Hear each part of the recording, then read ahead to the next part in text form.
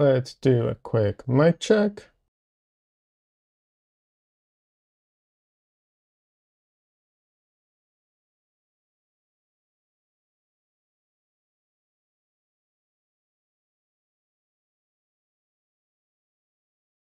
Okay, sounds good. Good, good, good. All right. Mm.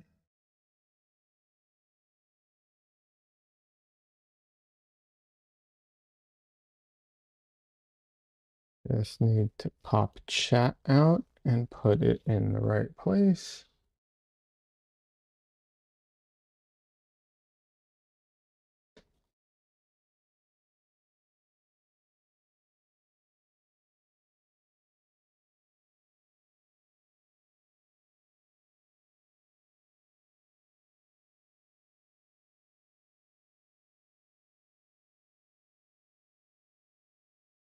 Okay, there we go. Now everything's in the right place.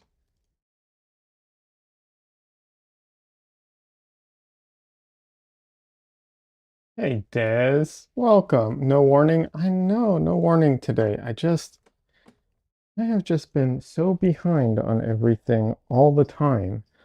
So it's really, really hard to, you know, to schedule. Like I thought I would have my video done today way earlier, but then it didn't. And then also I was gonna give everyone a heads up on stream, but Dresden needed me to chase him around the house a bit. Hey Cassandra, welcome. Des says I'm so tired I'm going to go to bed early. I'll keep stream up though. Oh, thank you. That's sweet of you. Appreciate that. One second, I'll have the camera up. I just forgot I needed to move something out of the way. All right. There we go.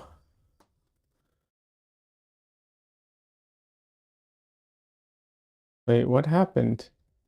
No, no, no, no. What happened?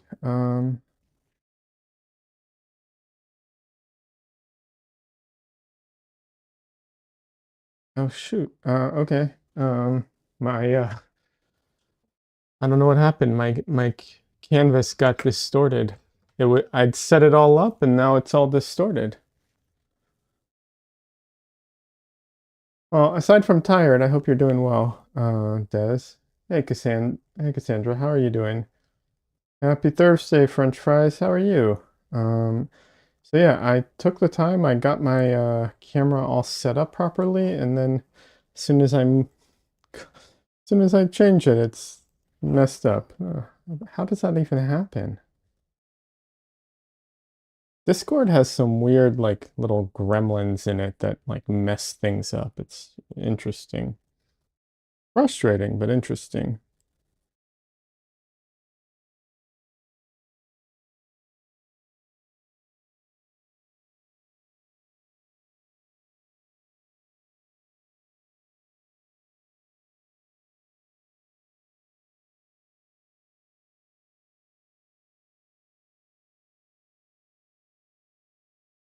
Hey, Heather. How you doing? Andrew says, I'm fine, but Jay is sick. Oh no, that sucks. Sorry to hear that.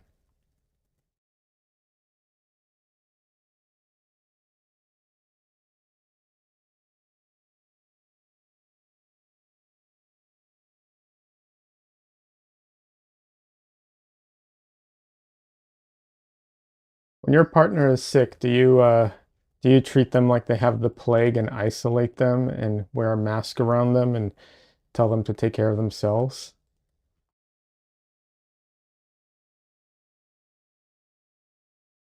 Andrew says, I wish I could. Heather says, doing good. Finger is healing nicely. Good. Glad to hear it, Heather. Heather cut her finger pretty badly, but apparently healing very nicely, which is good. Cassandra says, I wish I could. So aside from the take care of yourself part, I kind of do that. I put a mask on and I keep my distance and yeah. But Unfortunately, usually I don't get enough of a heads up to be able to pull that off.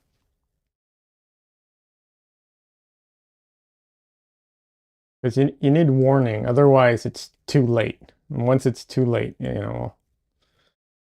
it's too late already, so there's no point.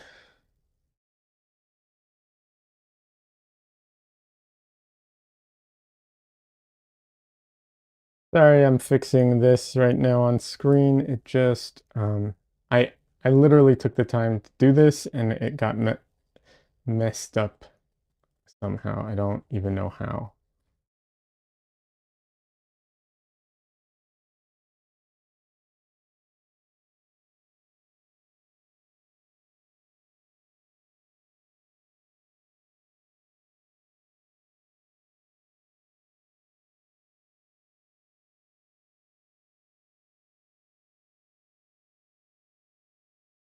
Yeah, every time I move the camera, I have to do this to fix the proportions of everything.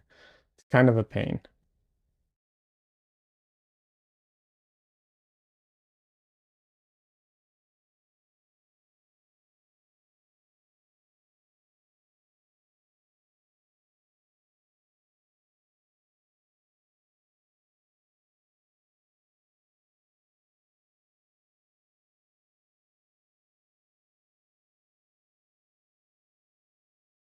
Okay, let's see. Is this looking good enough? Yeah, it's looking pretty close. There's a bit of distortion. I don't know why. I'm gonna just have to live with that. I don't know how to do camera distortion. I don't know how to fix. That's beyond me in OBS.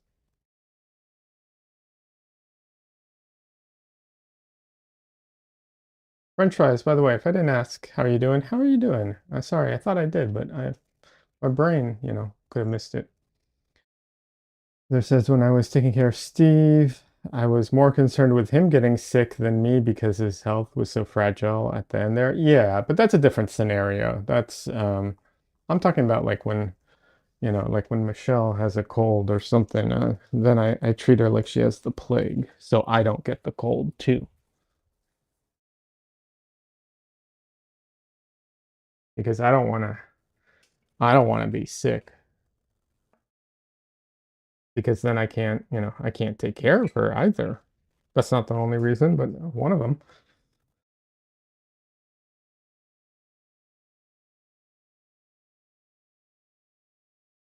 Andrea says, "You asked, I'm good eating ice cream." Nice. It is way too cold here to eat ice cream right now. We're literally we're literally dealing with like freezing temperatures at the moment here in Texas. Yeah. Luckily, it hasn't been too bad, but yeah.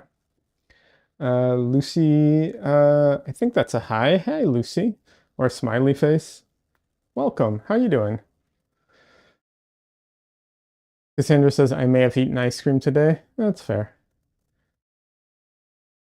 I mean, I get it.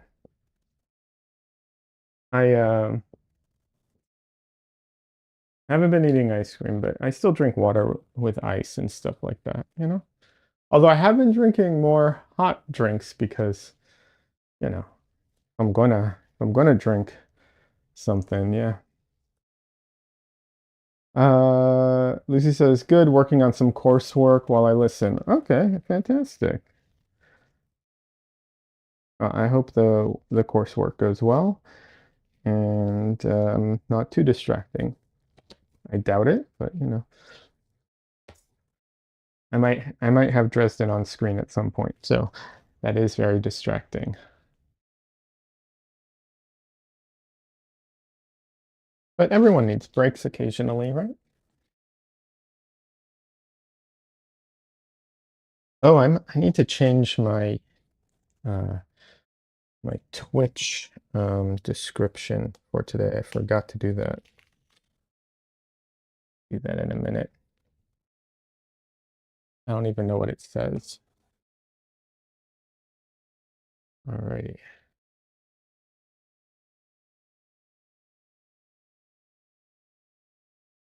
cool.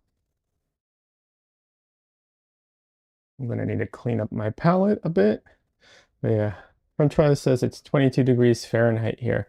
Okay, so you're dealing with cold temperatures as well. Nice.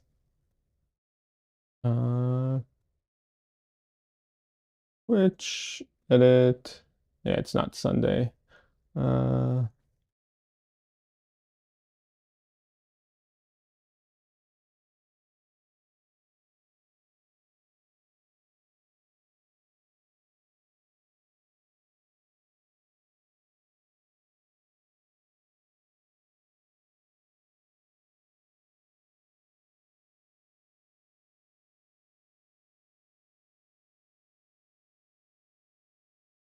one of the reasons I have to change the title on Twitch is because I think I've gotten what's it called? They claim it's a rerun um, when I don't change the title for a long time. So I can't just leave it as painting stream because then they think that I'm just doing the same stream over and over again, and they classify it as a rerun, and then nobody watches.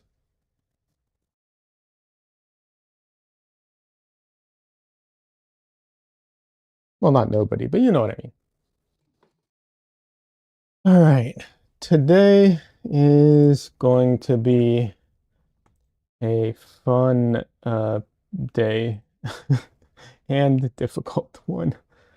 Oh my God.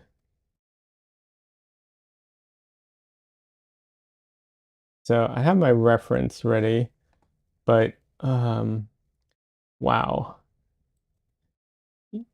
You know, it is the thing about like painting high key paintings like this, when you get it this light, it gets to the point where so I lighten my reference to make it easier for myself because it's a lot easier to paint what you see than to see something and try and like change it all in your head. So I, lighten it all up in Photoshop and I do all this stuff to make it easier for myself. Um, but I'm looking at the reference and I can barely see it. Hard to paint what you can't see. What's really hard to see is very hard to paint. So yeah, it's a little challenging sometimes. Oh, I need a paper towel.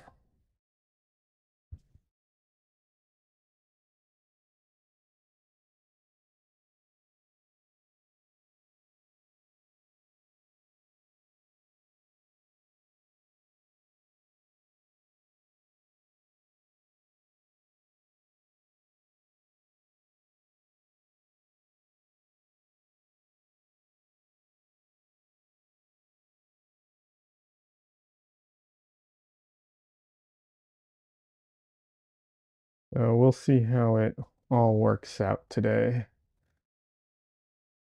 I do need to clean off my palette real quick.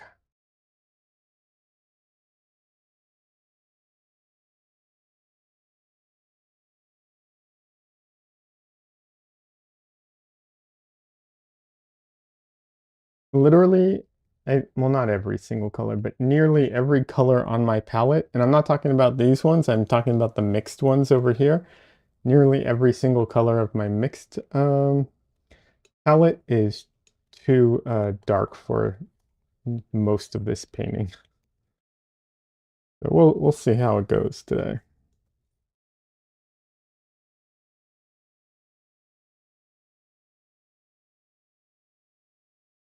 I've never had to darken my camera before. It's always you have to lighten it up all the time because it needs more light. But for this, I might actually have to go darker on the camera. We'll see.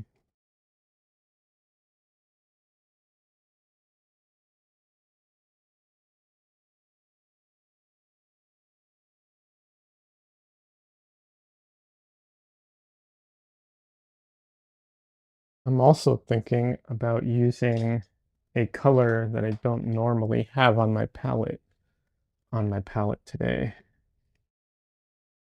I think I might do that.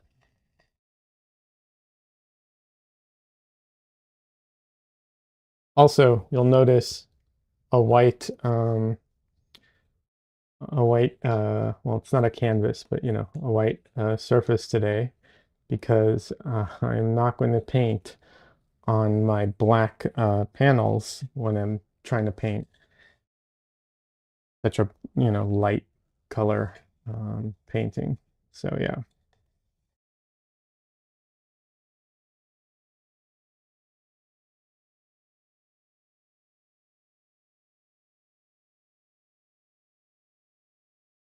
All right.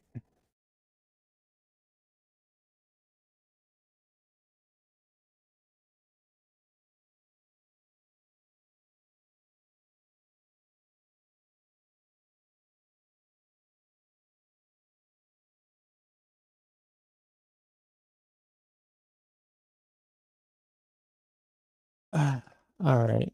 Let's get, let's see how this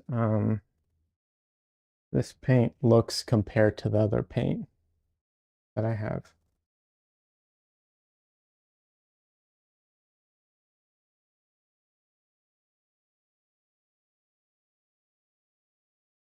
So this white is sunflower white, sunflower titanium white from uh, Engram.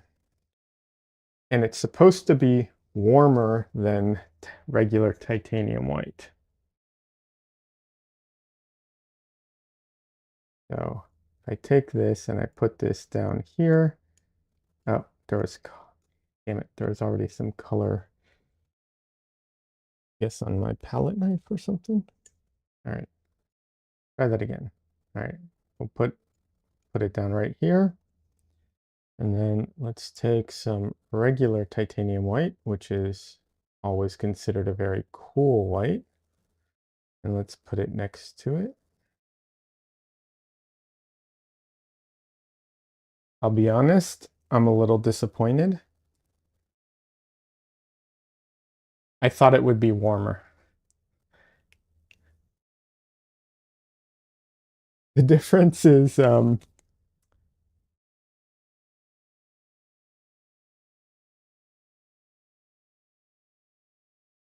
non-existent. That's sad. I thought it was going to be warmer.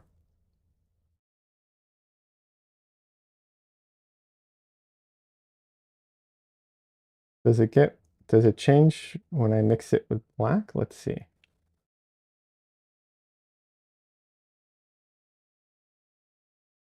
Like, will it show up differently with black?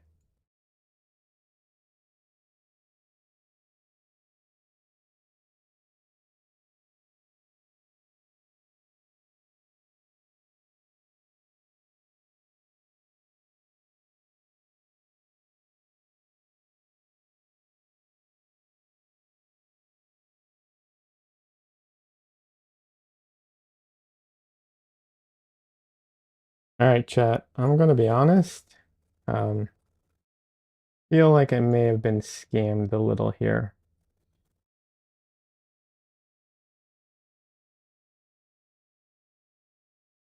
Not a big deal because it just means I have another white paint, which is fine. But like I really can't tell the difference between those. I mean,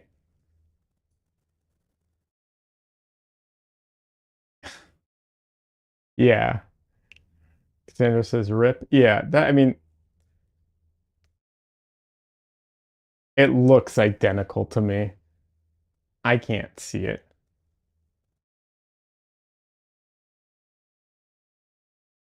Uh, okay. Oh well. I thought I was going to be able to use this white as like a warm white. Clearly, I can't do that.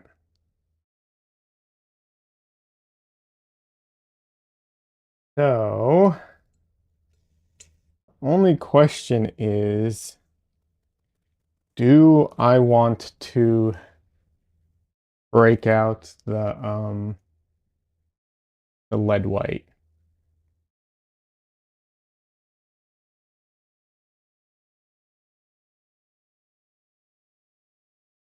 do have some lead white, and that is definitely a warmer white.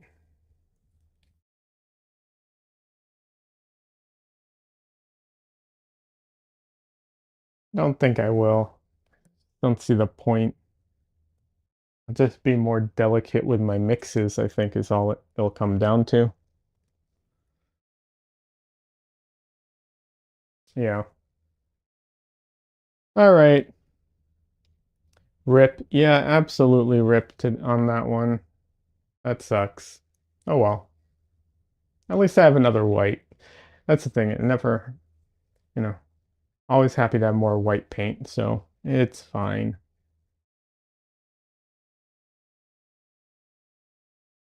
All right.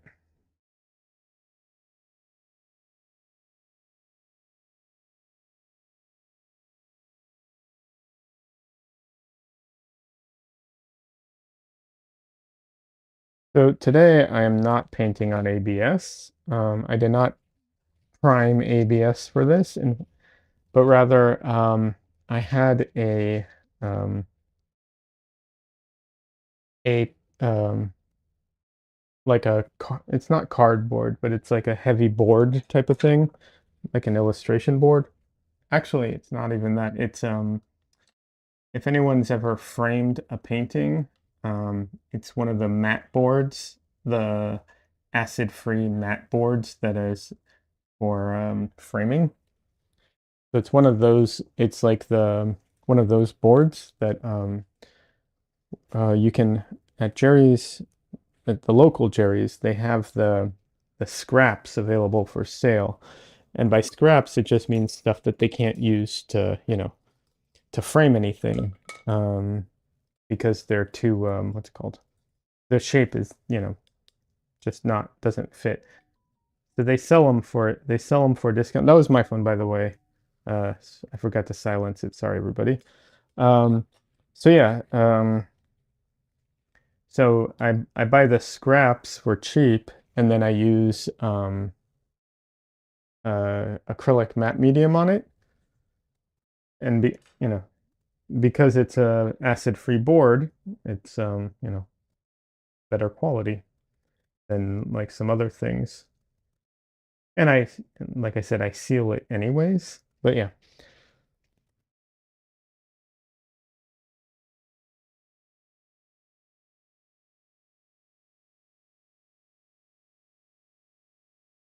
alrighty. Let me silence my phone. Sorry about that, everybody.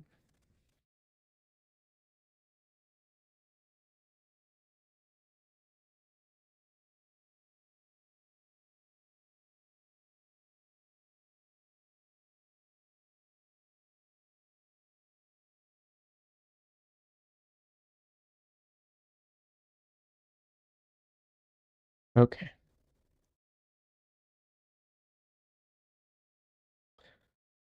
All right, so how am I gonna go about this today?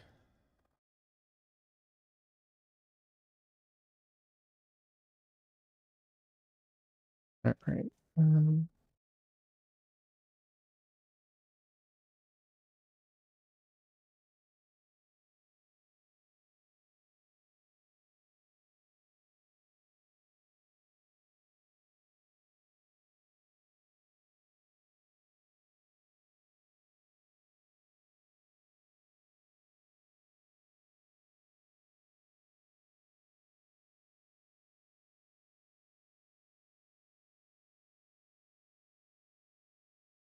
okay, you can see that. That's good.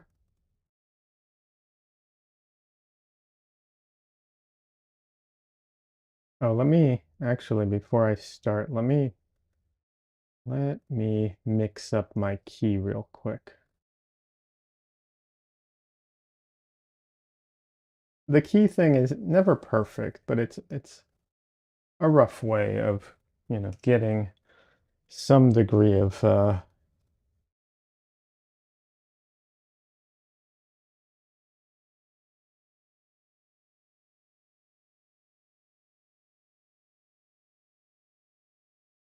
consistency and control.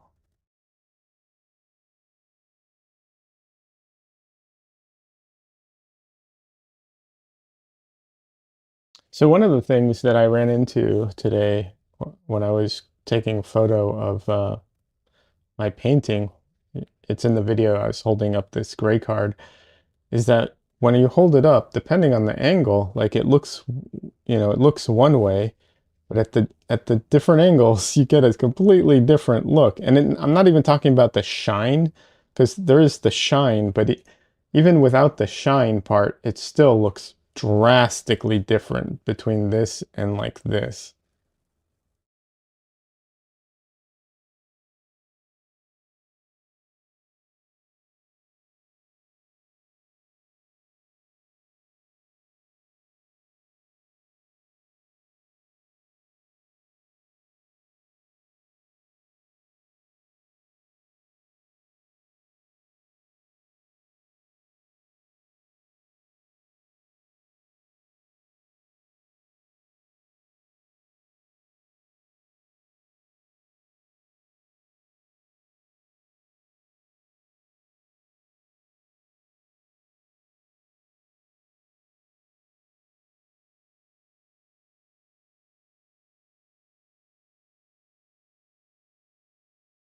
Alrighty.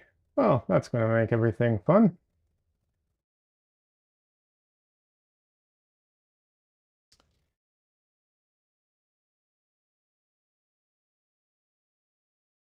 So let's just for a second. I did say it was going to be interesting today. I did. Look at this.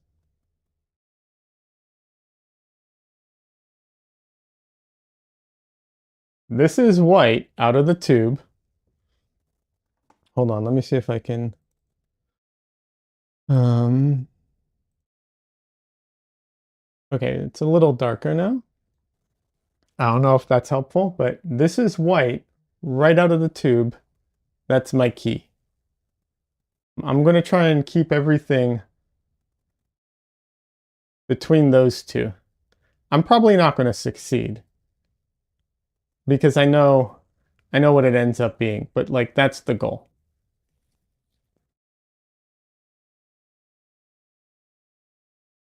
And no, color. There we go. Yeah. So between these two, which you probably can't even tell the difference on this camera, but yeah. You've lost your mind? Yeah, I know. I know. It's going to be fun. Like I said, it'll probably be a little darker than that. But I find it, if you make the key really hard to match and you keep trying to match it, you might not succeed in matching it, but you'll get close. So yeah.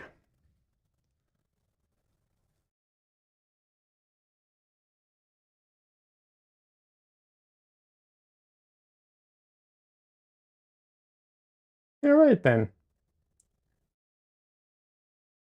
Time to draw. Alrighty.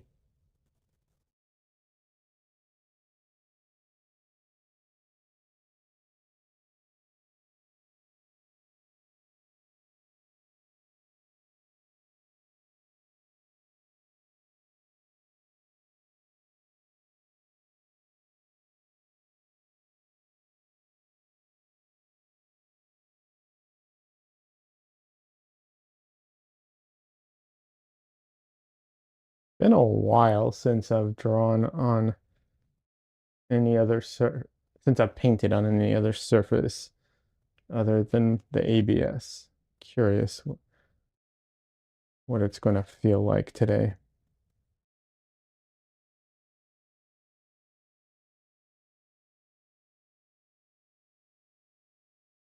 You can kind of see the marks I started making.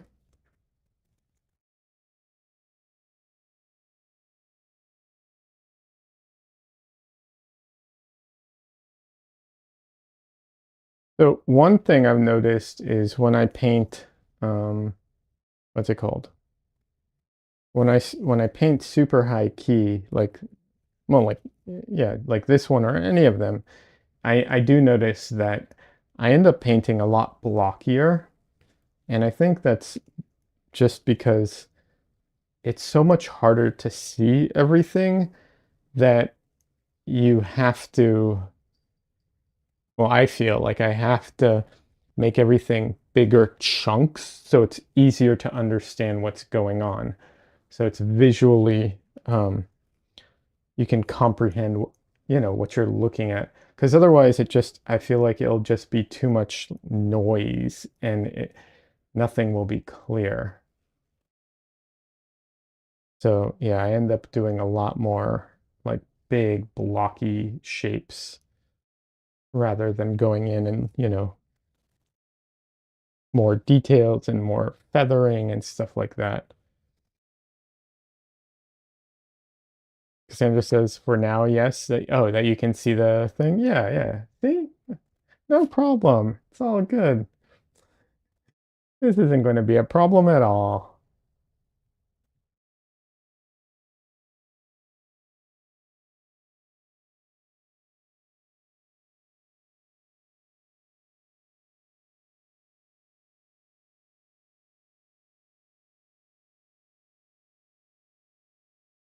Famous last words.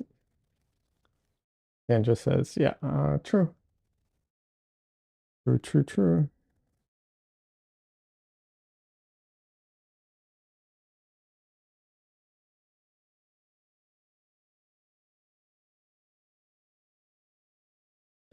I'm looking at the model now, and I was looking at the overall, like, I was looking at the, overall composition and everything.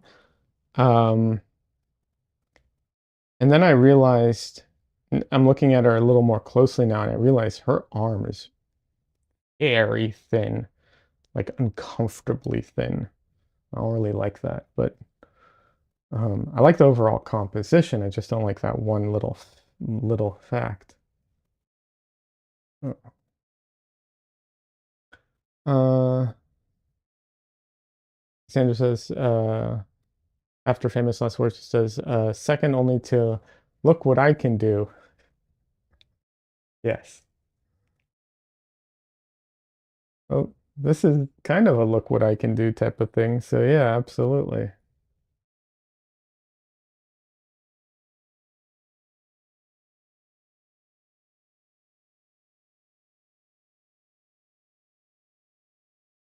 So normally, like I said, I edit the photo and everything, and I do have the photo edited, but I also have the non-edited version to look at right now because if I was only looking at the edited version, I don't think I could see half of these details.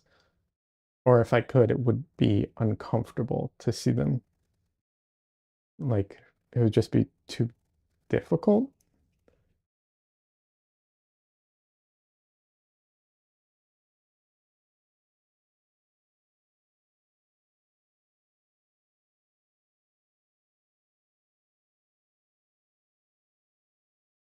Yeah, I'm looking at my screen and I get the feeling that you all can see I'm making marks, but I do get the feeling that more than that, you might not be able to really understand what I'm drawing here. Uh, that's, not great, but okay. Try and get past the drawing stage so you can understand what I'm doing.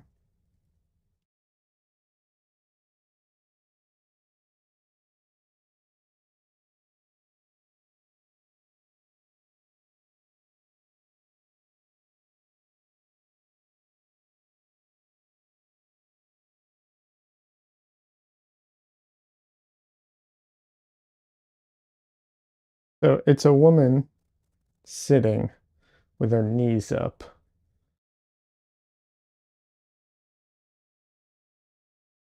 But yeah, that's what we're looking at the moment.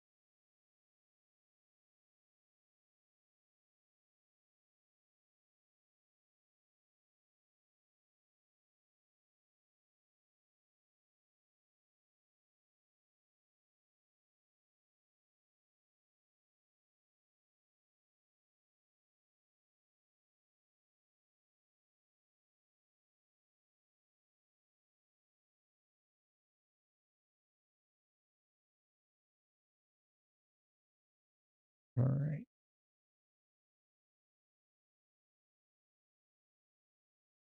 I think it you can kind of see it.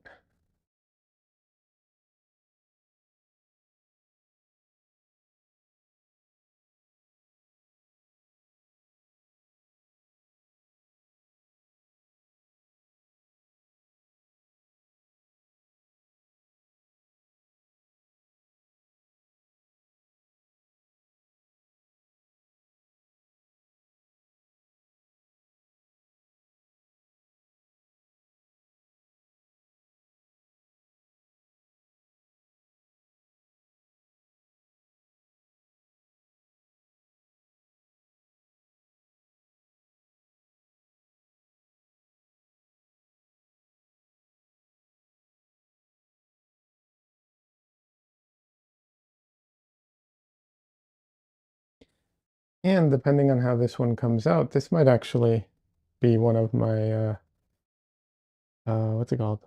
One of the paintings in my smoking series. We'll see. She is supposed to be holding a cigarette right here.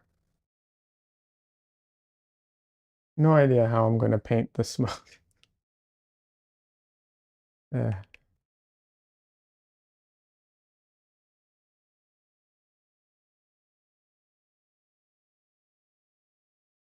I might purely rely on impasto for the smoke, like literally just impasto.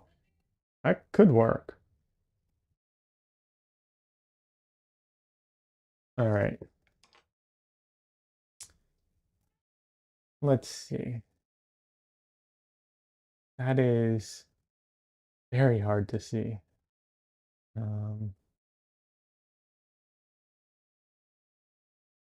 I can, hold on.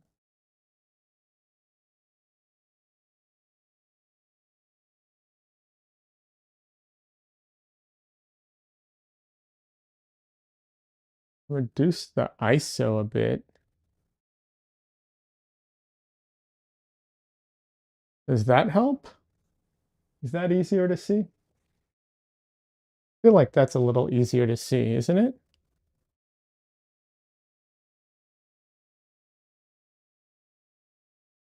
You think so? Okay, good.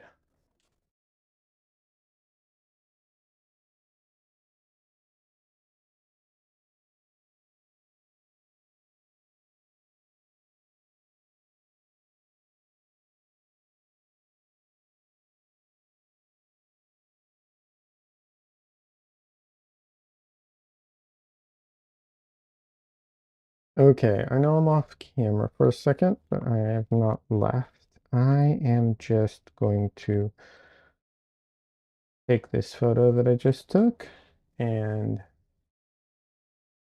transfer it over. Um,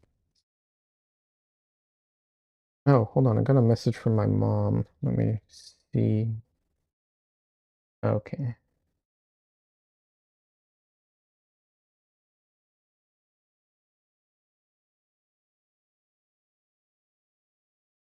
All right, everything's okay. Just making sure.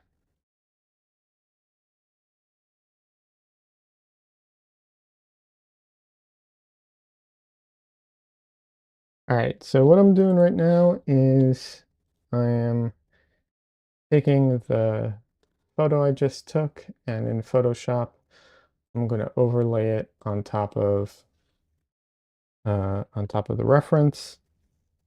Actually, technically, I'm going to lay it under my reference, and then have a filter, um, a filtered version of my reference on top of it. I use the filter almost almost always. I think it's neon lines or um, let's see, what filter do I use? It is glowing edges. That's what it is, glowing edges. And that helps me see the placement of everything.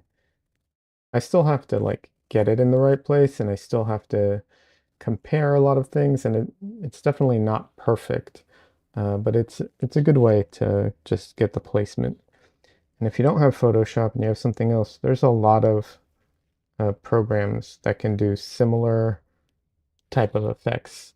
I think OBS even can do something similar. I know I stumbled upon it on DaVinci Resolve, which is free. Um, so yeah, there and what's it called? Can also do something similar. Oh, what is that one called? Krita. Krita can also do something similar, although Krita, um, yeah, you have a little less control over it in Krita, unfortunately, just because of how their filter works. But yeah, a lot of programs have something similar.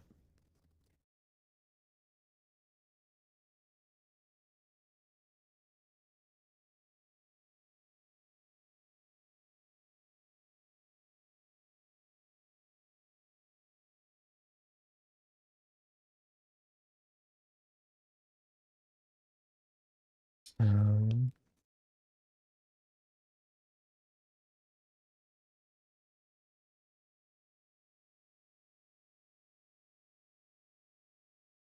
okay.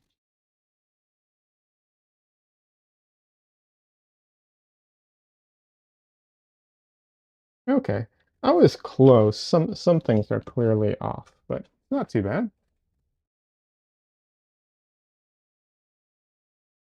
Not too bad at all.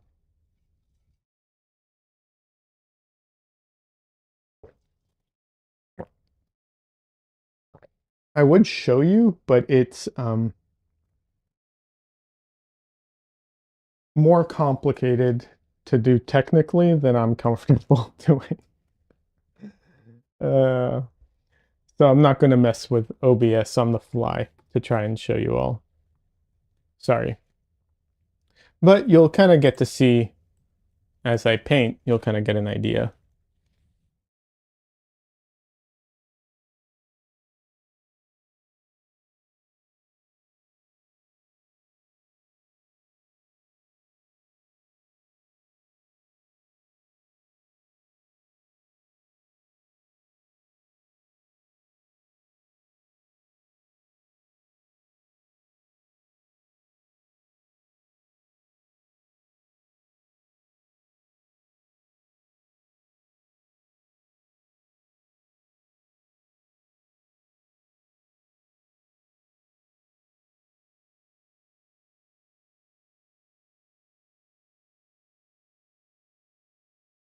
So I write R and L on my gloves.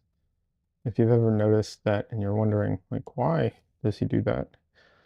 Um, I try and reuse my gloves, and what happens is, as you're using them, some areas tend to get dirtier than others, and if I keep switching between them, um, it gets dirtier in more places. Also, they stretch to kind of fit the hand as you go, and it's a way for me to tell if they're inside out or not. Because in the past, I've put a glove that was inside out on, so then the whole purpose of the glove was, pointless, and I had to go wash my hands. So that's why.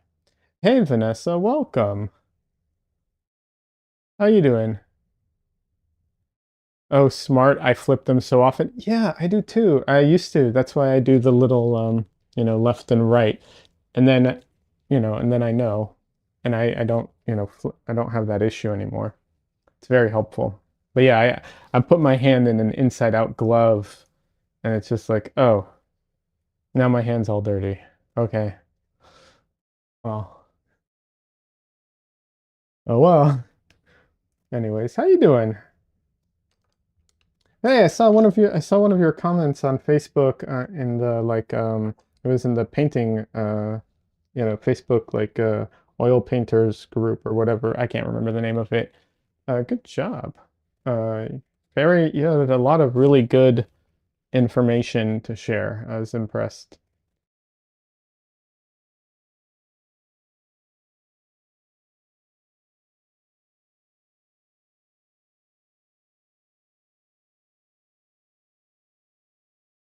Alrighty. I'm gonna go back to sketching now. Oh,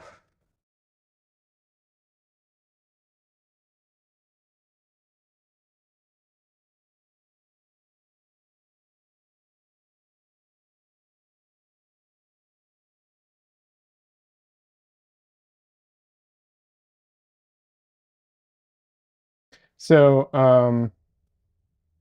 what's it called? Um, so I tried out a new white, and I thought I was going to be able to use it as a warm white. This white over here, you can kind of see it.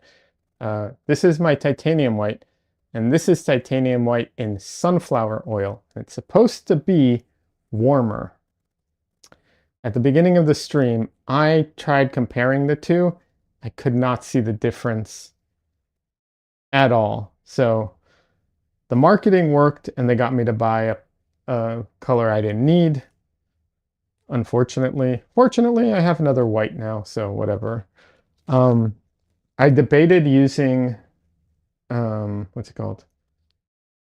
Oh my God, lead white to paint this in addition to titanium white, so I'd have a warm and a cool light white. I'm not saying I won't get the titanium white if I feel I need it, but I don't really think I mean the lead white, but I don't think I will. So yeah, I just debated it. Let's see. Nessa says, I do well, thank you. Tired, rough week. Oh, sorry to hear that. Uh, Vanessa says, thank you. I try my best. I think nuance is often left out. Oh, often, yeah, absolutely, often left out for sure. That, yeah. And that's just the way of the internet. It's really tough to be nuanced with things. I try, um, when I feel appropriate, but it is tough. Absolutely. Um, yeah. Um, Hold on, I have something going on here. Oh, there we go. All right. Sorry, I was just checking something on my computer. Yeah, I mean that's tough. So to give you all a little behind the scenes, just a little bit. Well, hold on. Before I do that, let me make sure this is as in focus as it can be.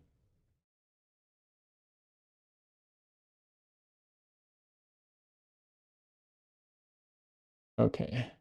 Um, so uh, when I write my scripts for my videos, I um, I write out the scripts, but both I have both ADHD and dyslexia. So writing, not exactly my thing. And a lot of times like what I'm thinking and what comes out are not exactly the same or coherent entirely. It can be a little tough. So I have been using AI to help me write. And I'm not a big fan of AI. I know a lot of people here aren't, but it's really just to rewrite what I already had said and kind of smooth it out because sometimes I'll flip words, sometimes I'll ramble and essentially repeat the same thing without realizing it, and so on. Um, but one of the things that I noticed, and then after I run it through the I still rewrite it a second time. Um, Vanessa says bullet points. Bullet points don't work well for me for this type of thing. I've tried. Um, which the thing is, like the way I talk right now, I can kind of talk like this when recording, but then the amount of editing that I would need to then go back and do is just um, I it's not sustainable. I can't really do that. It takes forever to do this, to edit this type of conversation. And then what ends up happening too is I'll end up with parts that I need to re-record anyways because they didn't um, like they don't connect properly even if I edit it together. Um, yeah. Uh, so I write the script basically. I write the script once, run it through an AI to help me out, and then I rewrite it yet again. But what I was trying to get at is that the nuanced part of it is like I noticed a lot of times there are things where I very specifically write something in a particular way because it means something specific or it's very nuanced to the concept of the painting. Once again,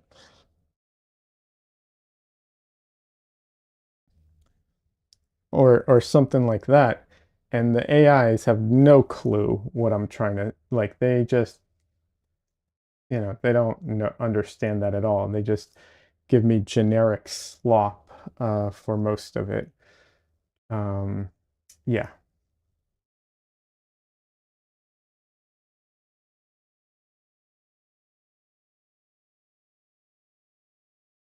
but yeah. Um,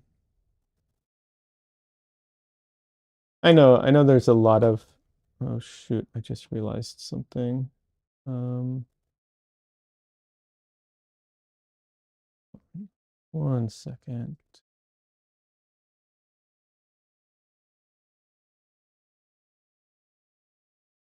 Sorry, I just realized something.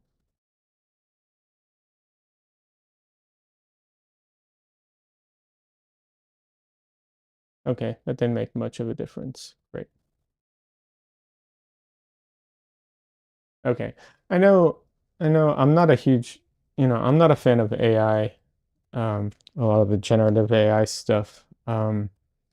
But I'm I tend to be kind of practical about it in the sense that like me using it or not using it is not going to make a difference. It's already here. Um, however, um, I think there are definitely more or less ethical ways of using them, and you know, what it is type of thing. Vanessa says that's a tool I think used properly, it can be helpful. Like you don't let it do all the work. I agree. I absolutely agree. And as a tool, it can be very helpful. And I wish they would develop it as a tool more often. Photoshop, for instance, recently released some versions. And I'm not the biggest Adobe fan, don't get me wrong. I have tons of issues with how Adobe's been handling their AI stuff, not giving them a pass. But I'm giving an example of where it has been very useful. They released a new tool which is like like if you have a photo and you tell it to like get rid of the distractions or something, if there's like power lines everywhere, it can automatically select the power lines and get rid of them. And it used generative AI for that. It's not perfect, nothing is. But that's the type of work that not a lot of retouchers enjoy doing, so that's like useful. That's a helpful tool, Um, and it makes the work easier. Yeah, technically you could say like, it would reduce the amount of work maybe needed for something like that, and therefore the amount of hours you could charge or some, but like no retoucher I know would ever like turn down a tool like that because it's just useful.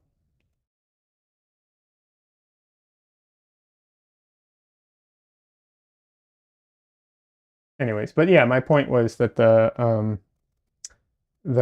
the AI definitely does not understand nuance, and since it's trained on what is already out there online, clearly people, the internet is not made for nuance, is what I was trying to get at.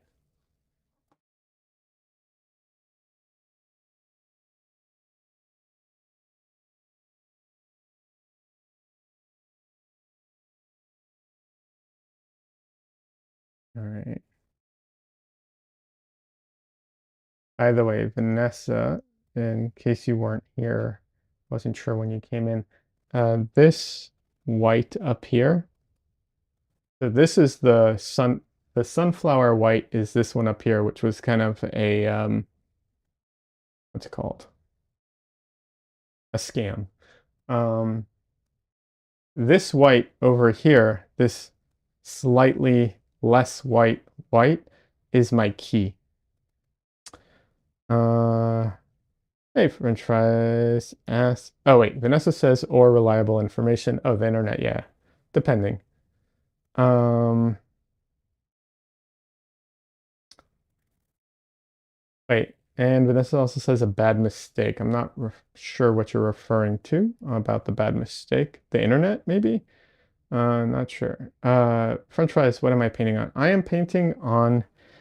It's a um, it's a piece of paper, not paper. It's not cardboard. It's a matte board. It's paper. Um, Not helpful. It's the it's the board that that they put in framed paintings. So when you get when you frame something, either a painting or a photo or something like that, and you pay to get it framed, the matte board that it comes with, or that they put in that they cut into it, um, they put that um, that's what I'm painting on.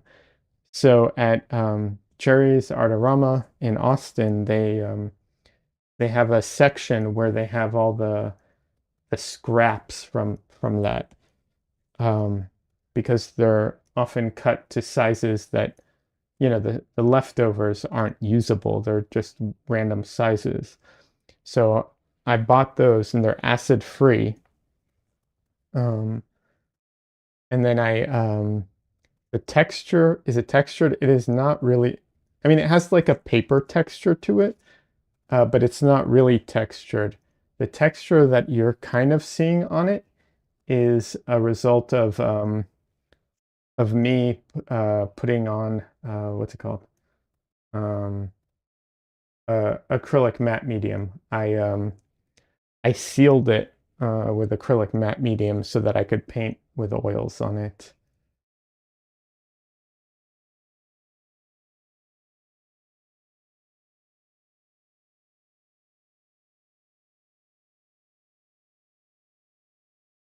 So that's what the texture is.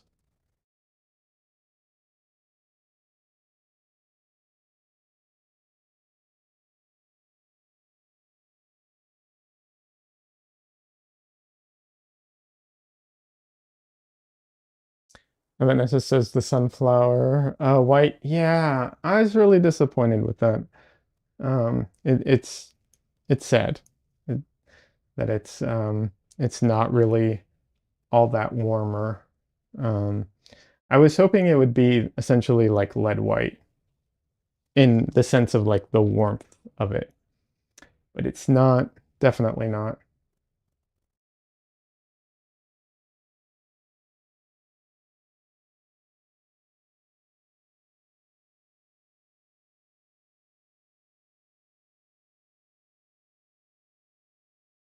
So yeah, like I said, I do have lead white, and I am I'm still leaving the option like maybe I'll pull it out at some point and use it. But I don't think I will. Um, I doubt it. We'll put it that way.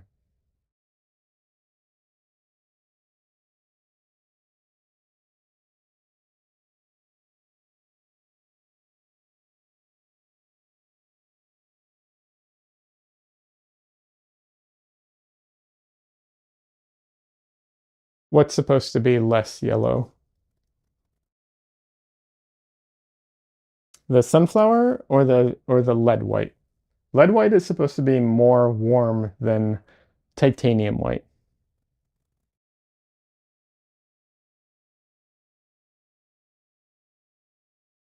Titanium white has a blue supposed undertone, and it's very bright. Sunflower oil is supposed to be less yellow. No, safflower oil is supposed to be less yellow. Sunflower oil is supposed to be more warm. At least that was my understanding. Maybe I misunderstood. Maybe I miss. Maybe it's my fault. Could be. But that was my understanding. But yeah, I get the safflower and sunflower oil mixed up a lot. But there aren't a lot of paints that use sunflower oil. In fact, I didn't think it was um I didn't think you were supposed to use it, but apparently you can. Mgram? Yes, Mgram. Are you checking their website now? Fact checking me? Hey, I don't mind. If I'm wrong, I'm wrong, you know. Maybe I misread it. That happens. It won't be the first time I've misread something, misunderstood it.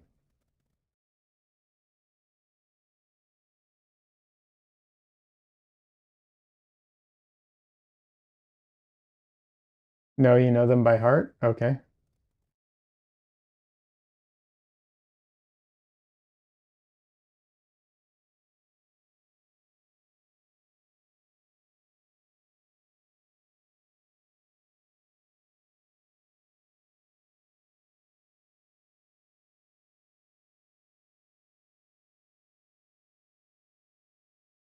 Do you like Mgram or have you ever used Mgram?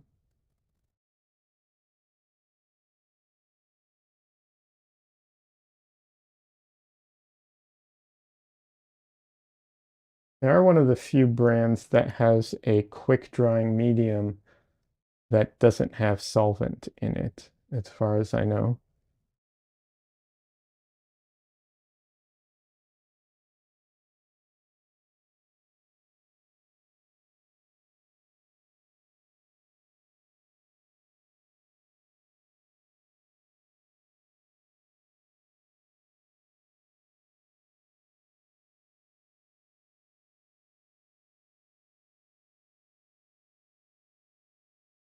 Let's see. Vanessa says it's more yellow for them against walnut oil, but less than linseed oil.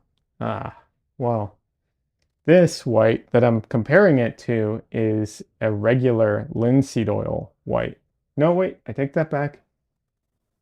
It's a safflower oil, a different brand, so whatever. Just goes to show it probably doesn't matter that much.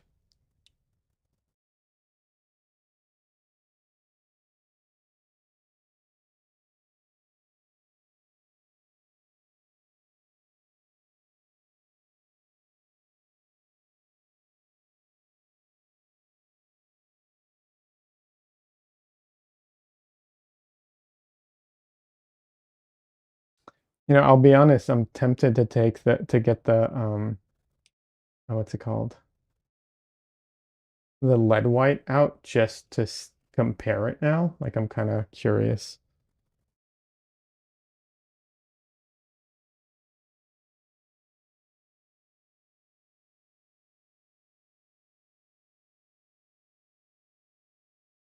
Although I have done that in the past, it's just been a while since I did that.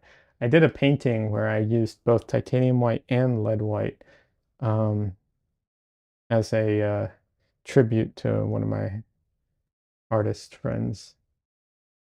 She likes lead white a lot, so I was like, I'm going to use it in your painting. Yeah.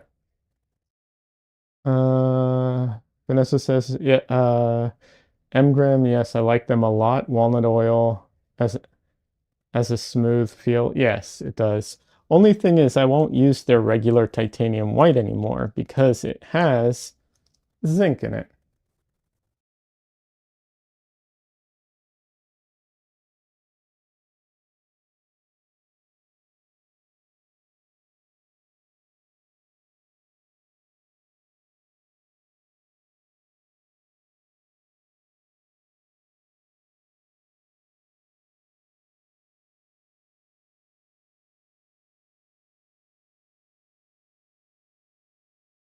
The other thing I am very frustrated with them is that I wanted to buy, there are certain colors I wanted to buy, and they do not sell them in the large tubes. So I have to either buy the small tubes or, go with a different company.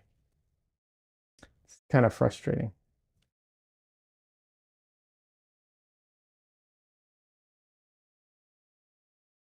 I know this is kind of nitpicky stuff, but I mean, at the same time, it's like the paints are not, cheap, and Mgram's slightly more expensive than like, Gamblin or what's the Winsor Newton.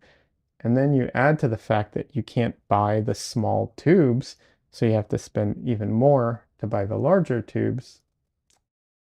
You know, it's not it's not the end of the world, but it also made me to go with a different company for some of my colors. If I have walnut oil for your less white, it will be less stiff and more manageable. Yeah. It's not cheap at all when you use a lot. Absolutely. Absolutely. But some colors I still will buy Mgram. For instance, they have I said this before, but they I use their Mars Black, and I've heard from, people that Mars Black is really kind of not a great black with um from other companies. I've heard that it's kind of dull and grainy, and I haven't had that experience with Mgram at all. So I'm very hesitant to buy another brand, even to try it out, because like why would I why would I want to, right? Like why would I take the chance?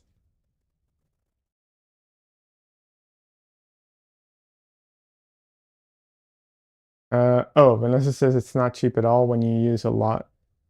Uh, wait, lead? Lead? You're saying like lead white isn't cheap? Lead white is definitely not cheap, but paints in general is aren't super cheap. They're not. I don't think they're. I will say I don't think it's as expensive as sometimes people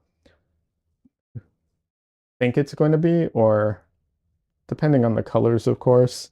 Like I'm not saying it's cheap, but I've heard like, oh, digital is so much cheaper than traditional, and it's like, I don't entirely know about that. I mean, I can kind of see it, like it's once you buy it, it's free use, but the programs aren't cheap, the hardware isn't cheap, the updates aren't cheap, it's just, yeah, it's maybe bigger chunks, I don't know. But yeah, I think it kind of depends. Like there's a scale aspect to it that you don't get with what's it called? With digital. Like if you want to paint really big, it's more expensive. Unless you have really bad hardware, in which case your computer can't take it. So I don't know.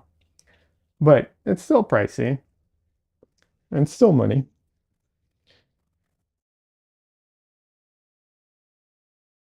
And I know a lot of people are going, will have a computer anyways. So yeah, I don't know.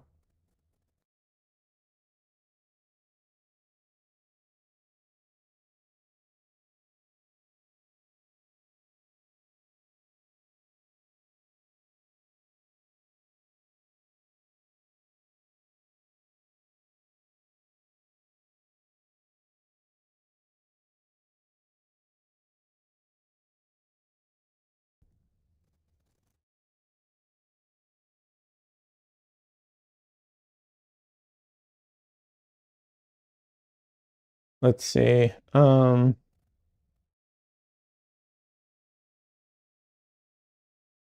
Vanessa says just bought an iPad Pro for Procreate, and no, it's not cheap. Yeah, I know. I actually did that too a couple years ago, and even though I've used my iPad, I do kind of regret that purchase. It was like years ago. I would. Yeah, I've considered selling it, but it's so old at this point. I don't know if it'd be worth it and the value I still get from it occasionally. Yeah, I don't know. French Fry says, I don't think oil paint is as expensive as everything says. As It's pretty cheap per use. A tube of paint lasts me months compared to $1,000 iPad. Absolutely, absolutely.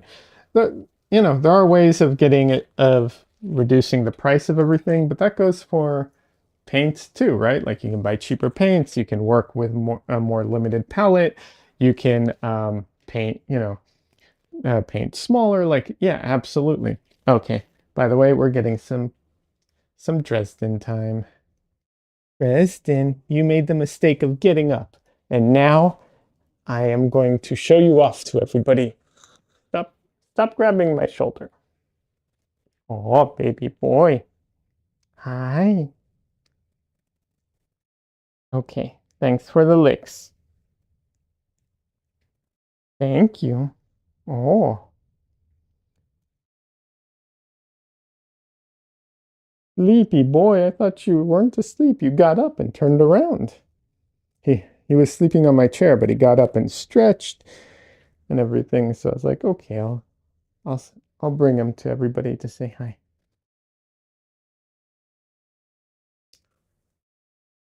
Preston, why are you not looking at everybody?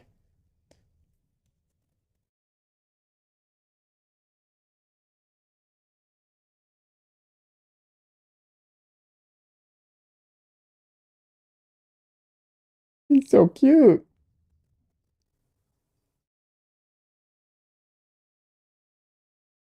Yeah,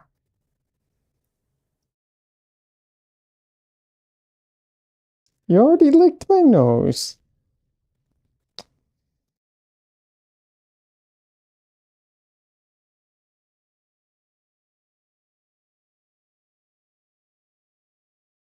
He's sleepy, apparently. Okay, I'll put you down, little boy.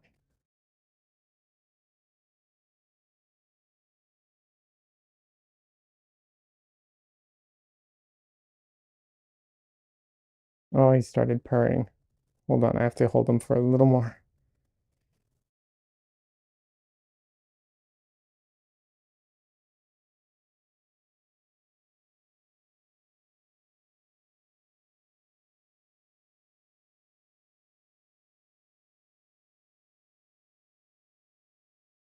Okay, little boy.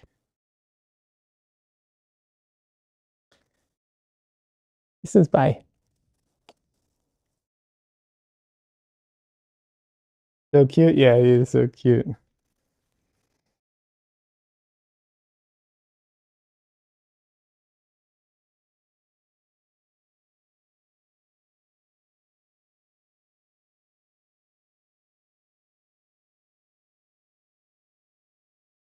Heather says hi, Dresden.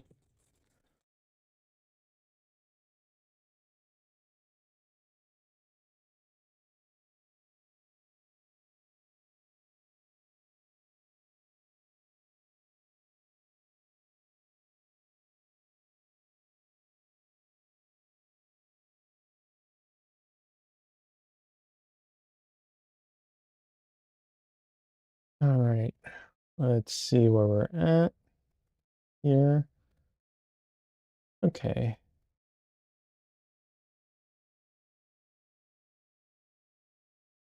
Oh, okay. Heather says, I just got a laser pointer for Zentana to get her to exercise, and she loves it. She needs to lose 5 pounds. Ah, yeah, we had a laser pointer. Um, I'm trying to remember. I think yeah, we had a laser pointer. Trying to think if we had one for Dresden. We had one when we had before we got Dresden, but I think we also had it after. If I remember correctly, Winnie went a little crazy for it, like too crazy. So we stopped playing with it. Uh, we also have We also had one of those toys, that's like it's like a stick with a a string. Um, and on the end of it, there was like different attachments, and one was feathers, which fine is fun. They like that. Um, but there was one that had like this weird little tail-like thing. It's like a fuzzy tail that goes from like thick to thin kind of thing. It's soft. Um, Dresden likes that thing too much. Like once he catches it, he holds on to it and growls at you when you try and take it away from him. And you have to take it away from him because he tries to eat it whole. I've literally pulled it out of his throat one time because he was like, I am going to swallow this now, whole. No eating, just swallow it. And it's dangerous for him. So, yeah. But he literally holds onto it and growls at you. So we can't play with that toy anymore. Vanessa says, my prey. Yeah, exactly. His prey. He caught it. Fair and square. It should be his. Like, yeah, but, yeah. I might try and use it again, only I'll replace, what I'll do is, I might try and do this. It's just, with the other cats, it's difficult because they'll want in on it. But I might try and play with it, and then like once he catches them, give him a treat in replacement for it.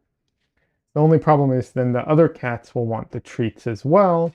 And that causes a problem. So I don't mind giving them treats, but it can just turn into them just going after treats and not, playing or whatever is the issue.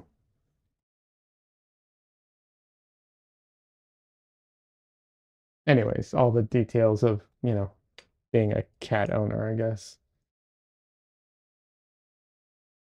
All right.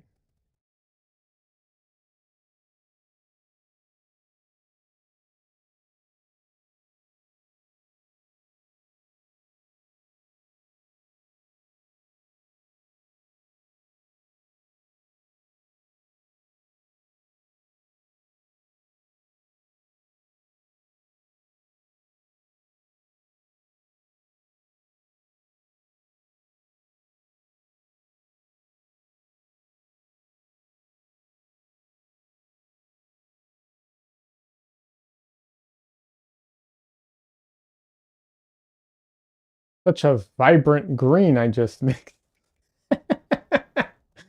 uh,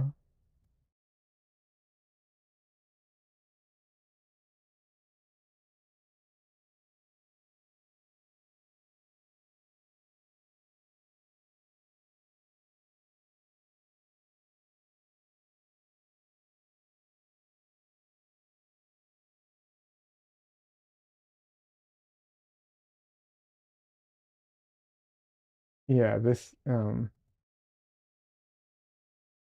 okay, I'm gonna need to mix this with my palette knife because I need way more paint and it needs to go on a bit thicker too.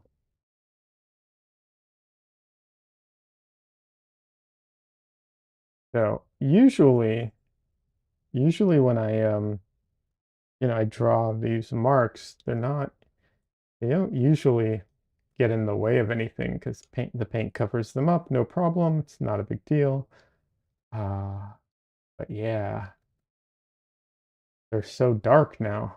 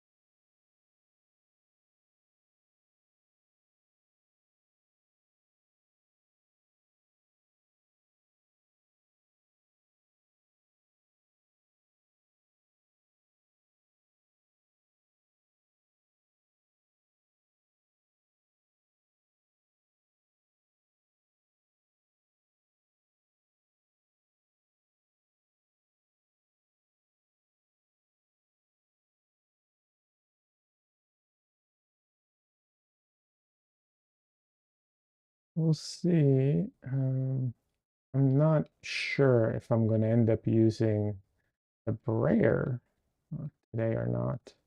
On the fence about it. The reason is because all the colors are so close together. I'm worried about using the brayer and losing track of everything, basically.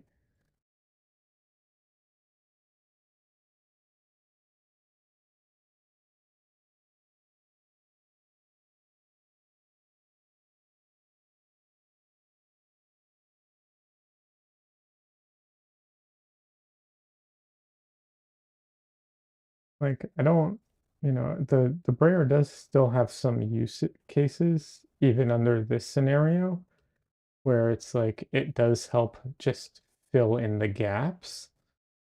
Um, but yeah, I don't know if it's worth it this time.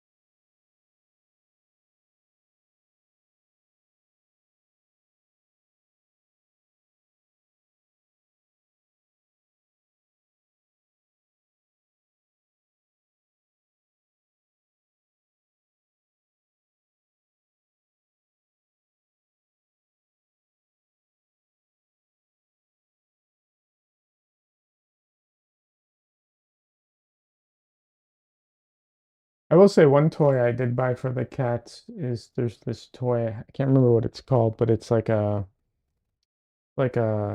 metal wire with like um pieces of like rolled up cardboard on the end. And because it's wire, it doesn't move like string, like it's got some, tension to it. Cats like that toy a lot. So it is cheap. So if you're looking for a cat toy, I can't remember what it's called, but they like it.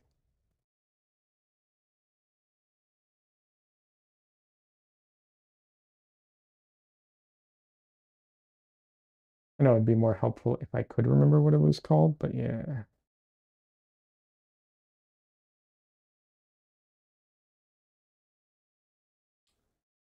Cassandra says Bowie digs anything that hides from him a little bit and is unpredictable. Yeah. Oh, wait, Cassandra says, oh, Bowie loved that thing. Oh, yeah, yeah. Yeah, absolutely. It has like an unpredictable movement to it, which is kind of nice.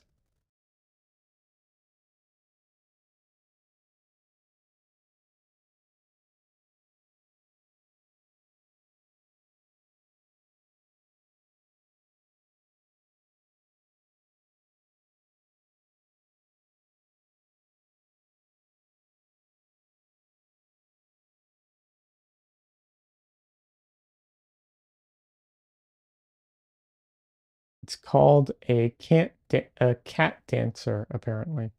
Okay.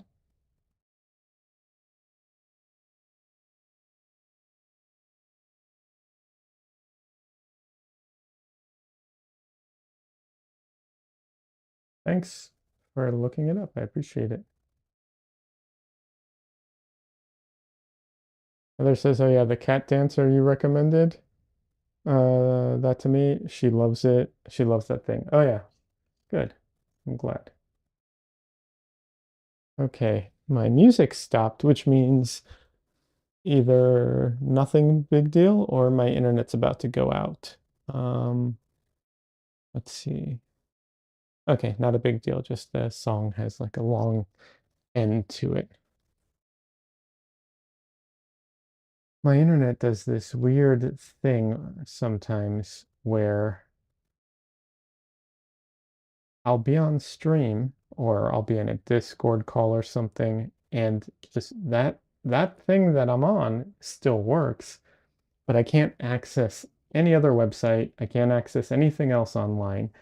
And then once I notice it, after a couple minutes, that thing that I was doing, like streaming or whatever, goes down. So it's this really weird thing. I don't know how to fix it. I have a workaround, but I don't know how to fix it. So I need to keep an eye out for that. Been happening less lately, so fingers crossed. I didn't just make it worse.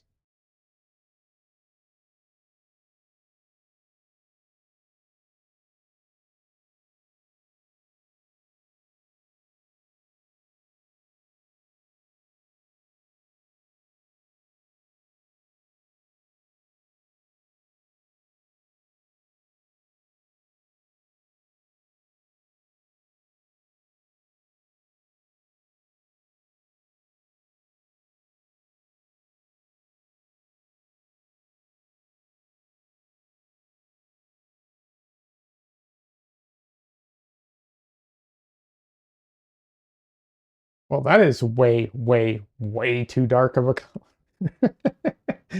uh, um, Gamblin has this Gamblin oil paints. They have a line of radiant colors, which are essentially colors that are pre-mixed with white. Um, there might be some more aspects to them, but they're basically like pastel-y colors.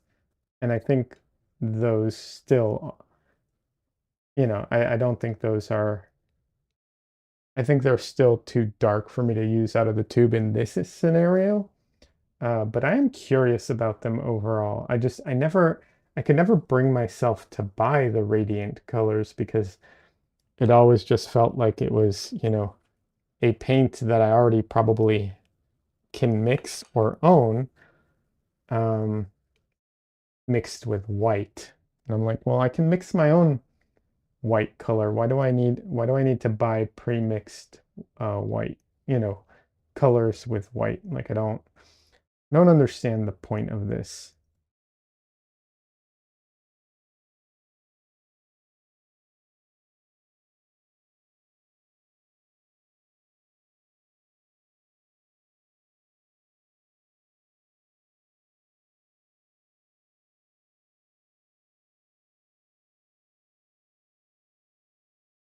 Other than, I guess, convenience, I get convenience, I understand. If I was always making the same type of painting, like within the same range, if I was always doing pastel paintings and I always needed that pastel-y type of color, then okay, that makes sense. Like I'll just buy the radiant paints and, you know, it's pre-mixed for me. I don't have to mix it every single time. I get that, but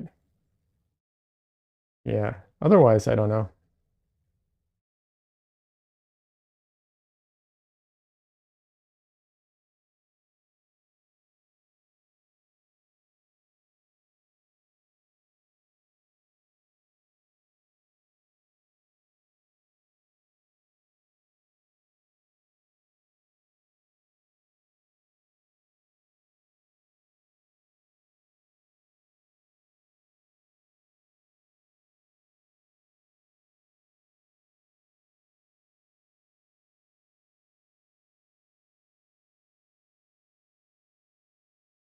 So if you're ready for this, it's going to, in a second, when I put this paint down, going to be pretty funny.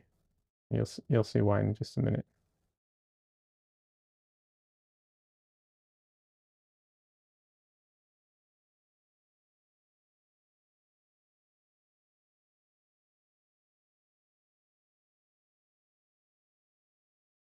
Vanessa says exactly. Otherwise, you're better with the real paint plus white. Absolutely, absolutely. There are some colors I really want to buy. Like I kind of want to buy a really like vibrant what is it? I want to buy a really vibrant violet and purple, and there's a few yellows, like darker yellows and like vibrant oranges that I want to get.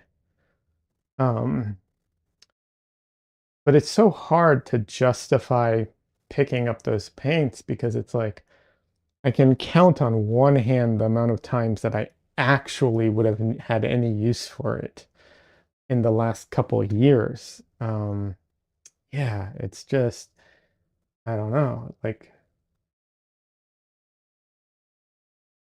it's kind of hard to justify buying a tube of paint that's just going to sit there and not do anything. Okay, so I'm putting down this color, and I said it was going to be funny, and let me explain why.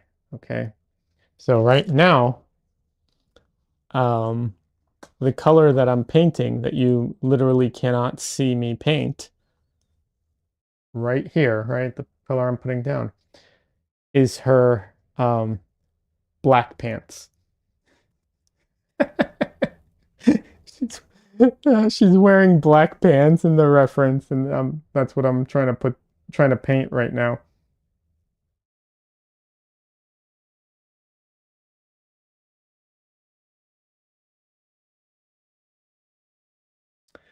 What paint?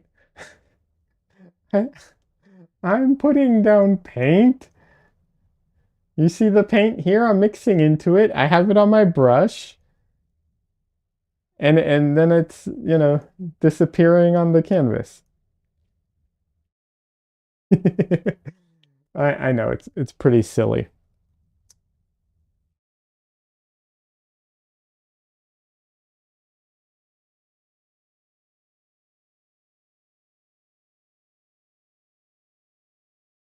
But at the end, it'll, you know, I've what's it called?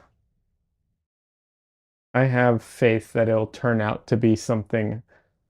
The whole painting overall will be really nice, and all these weird effects that it's creating will come together in a way that, looks really nice.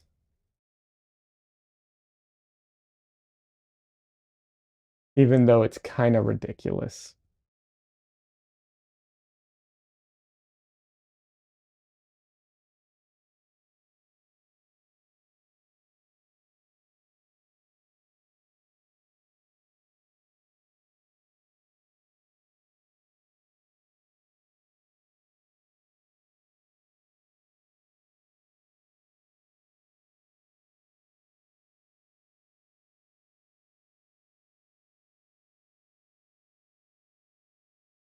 Vanessa says, I trust you. Oh, thank you. Appreciate that.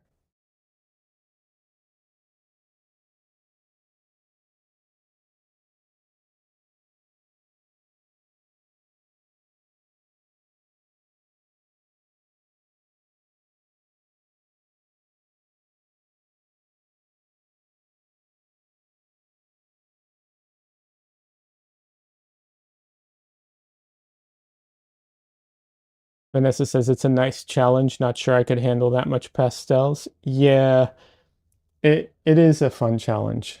I really enjoy it. Um, I don't know that I could paint like this all the time, but the thing I enjoy so much about this, and it's similar because at this point, this painting specifically is pushed to the point of being, you know, almost there's almost no value, um, like range in the painting. I mean, it technically does have a value range, but it's very, very compressed. And I've done those paintings where where the goal is to not have a value range at all, like no value range. The whole painting is done with, with what's it called? With color, meaning with saturation or hue, um, and temperature, but no, literally no a single value. Um, Sorry, I did not do a good job of describing that initially, but yeah, that's the idea. I've done those paintings before too. And they're very, very challenging, but they're a lot of fun. And what I like about them is when you look at them, your eyes do this like it's uncomfortable for your eyes in a way because it's just you're so used to seeing things based purely on value or not purely, but it's so important to us that, there's a saying that like value is king and that as long as you get the values right, the colors don't matter and so on. And there's some truth to that. So what happens when you take away those values? It gets really weird and our eyes have a hard time with it. But it's such a cool effect. Like it has this like vibrating kind of feel to it where you're just like, I don't like what am I looking at here? It just messes with you. Vanessa says, where is the contrast? Yeah, exactly. There is none. And that's how we see. So it really messes with our eyes.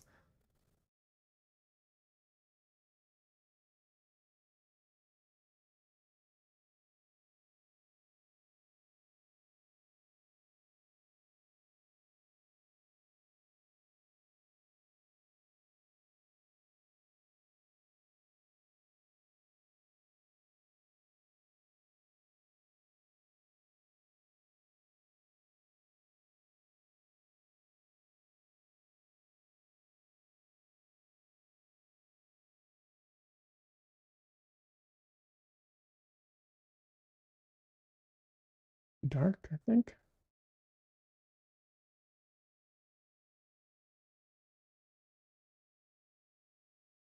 The other thing too is that this because this isn't a computer, you lose a ton of control over the saturation as well.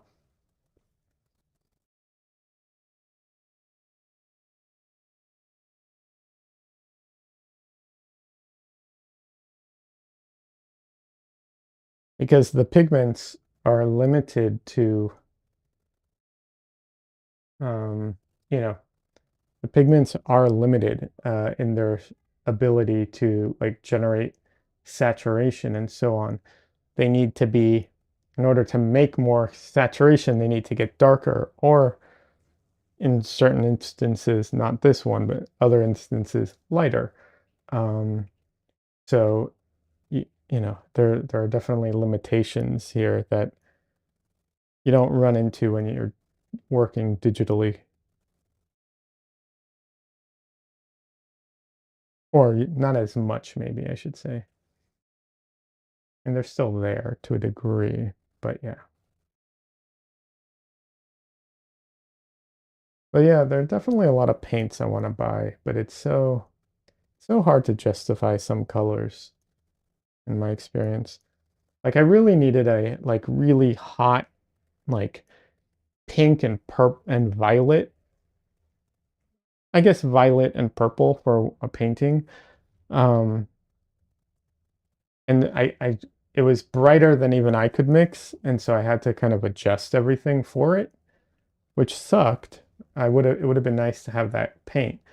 But literally I don't think I would have I think that would have been the only time I would have ever used those colors in the last like in 2024. Yeah. So I don't know. It's tough. That seems much too dark. Why is it coming out so dark? Is it dark? Doesn't Here it doesn't look dark, but here it looks dark.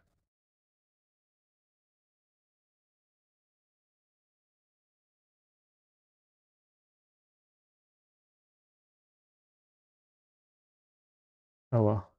I will keep painting and later I will readjust if I need to. Because here it really doesn't look. Yeah, it looks the same.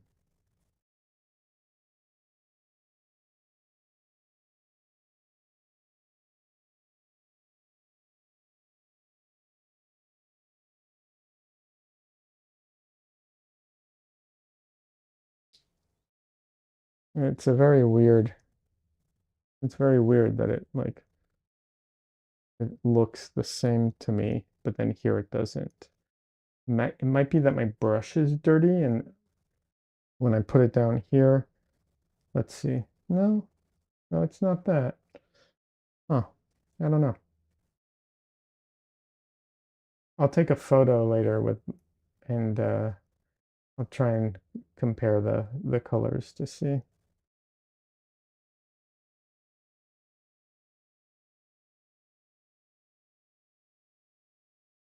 What's it called? I did these exercises to improve my ability to see saturation and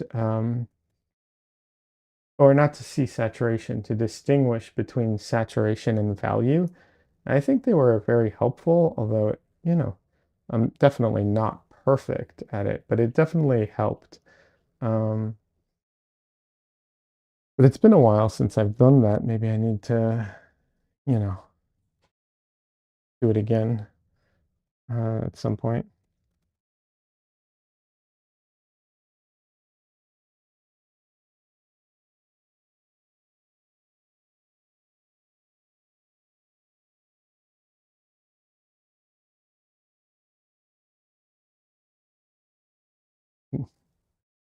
You're all ears? Oh, for the exercise? Um, sure. The exercise is pretty, it's what are they? It's pretty simple. What I did was I did this digitally. You can do it with paint. It's a little more work, but you can do it with paint if you wanted to. Um, Sorry, one second. So what I did was I made a scale, um, on in a one of the programs I have. Um, and so I did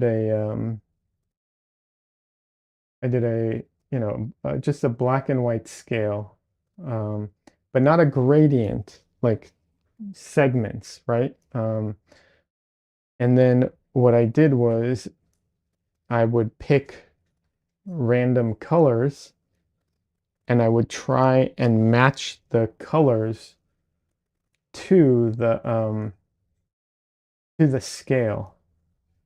It's now you have to make sure not to like game yourself out of it, because if you know how the sliders work and you know what you're doing, you can kind of, you know, make it easier on yourself and like not really get the benefit of it. It's kind of stupid because like that's the whole point of it, but it's easy sometimes to kind of do that. Um But yeah, you can do the same thing with paint. It's more work and it's less accurate. Oh, and the thing is, after I placed it, I forgot to mention this part. After I would place the colors, because it's like in Photoshop, you can turn it black and white. And then when you turn it black and white or grayscale or whatever, you can see, were you wrong or right about it. And it's also important to note that I didn't take like a swatch of the color and move it over. Actually, I think I did that first. I think originally I took a swatch of color and I would move it over the black and white to see where it fit. Later on, I would look at the color and then I would try and make a mark to see if I could get it in the right place. On a separate layer and all that stuff. But I think you understand the concept. If you don't, let me know. I'll try and do a better job explaining it.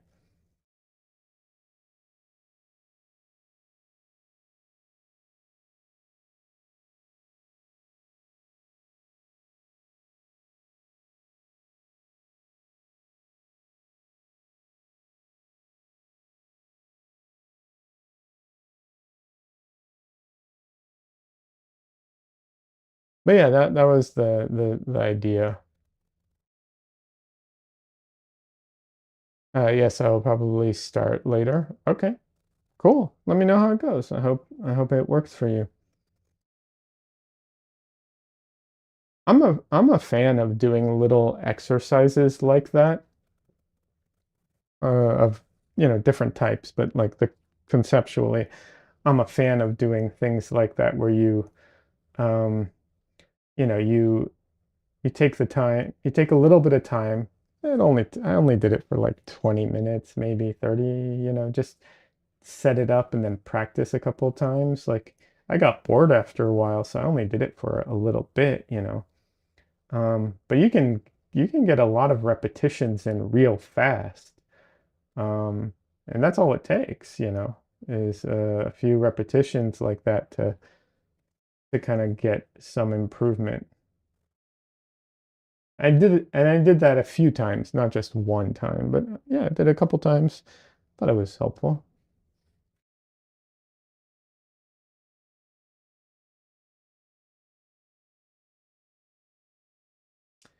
Cassandra says, I have to run. Have a good night. Hey, no problem, Cassandra. Have a good night. It was good seeing you. Yeah, have a good one. Thanks for stopping by. I appreciate it.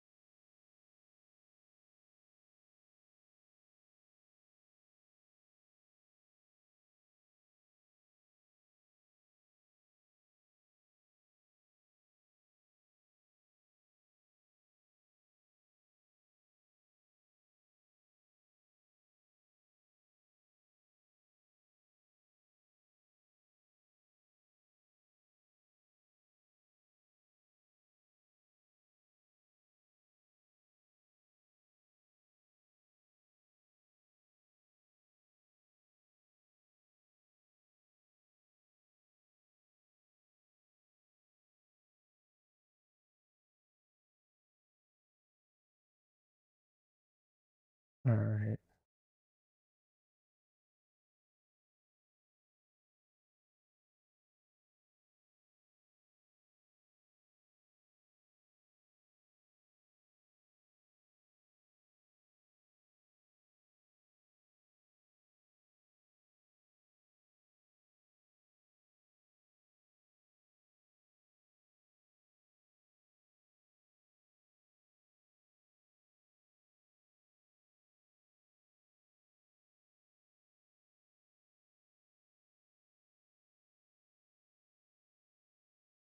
Oh,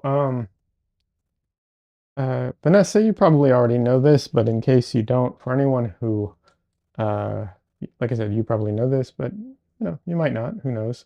But anyone who does use walnut oil, uh, if you use like a, bottle of walnut oil for your paint, if it gets really warm where you are, um, and I'm not sure it's only heat that's an issue, but I know that apparently it is way more likely to go rancid than what's it called?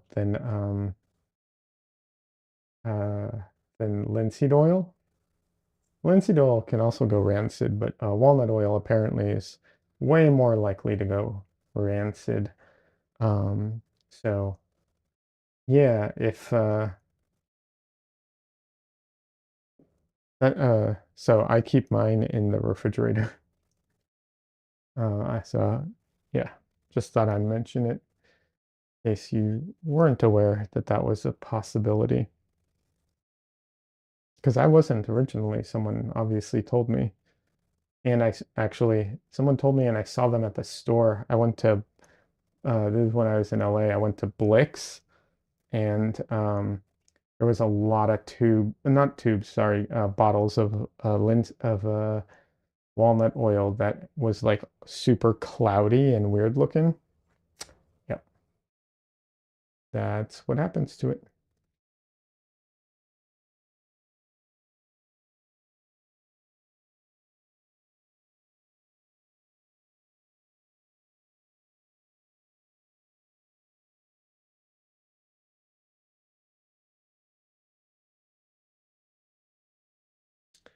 Vanessa says, so far, no problem. Yeah, good. I I've never had it happen to me either, but like I said, if I'm not using it, I just keep it uh I just keep it in the what's it called? In the refrigerator.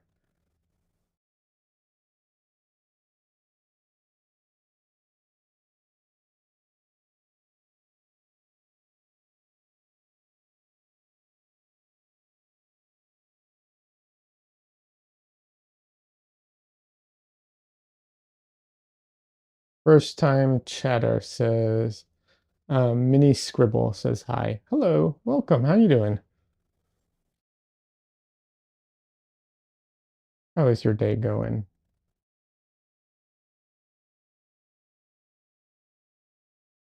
I'm good. How are you? I'm doing okay. A little on the tired side, but doing all right. I am painting a very, very high key painting today. Um, it's kind of ridiculous, if I'm being honest. It's not something that I would do. I mean, I've done this before, but it's not something I do all the time because it's just too too much. But it's a very fun exercise to do. I do enjoy it quite a bit. Just don't think I could do it all the time.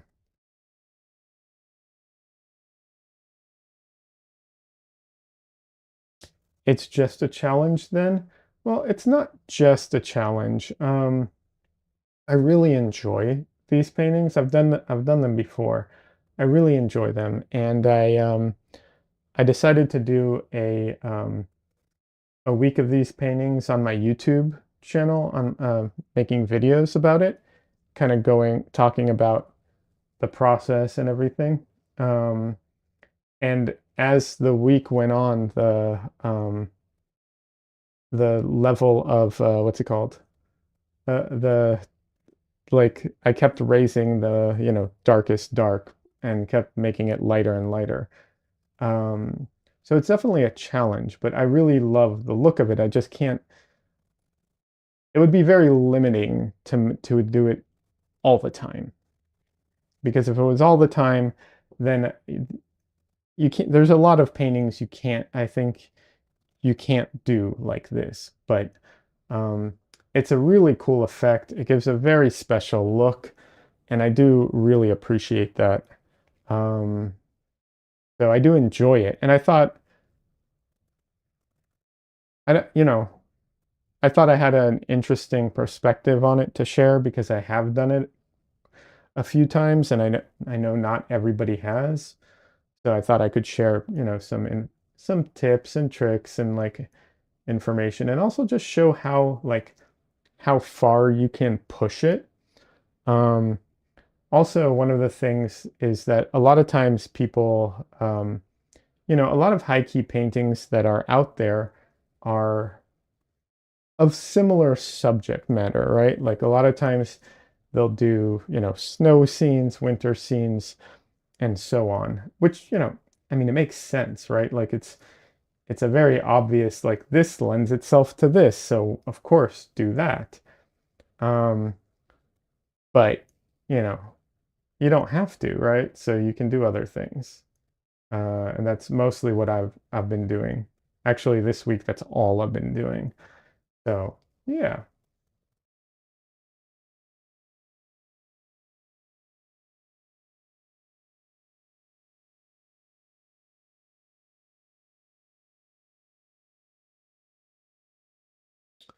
very nice. Thank you.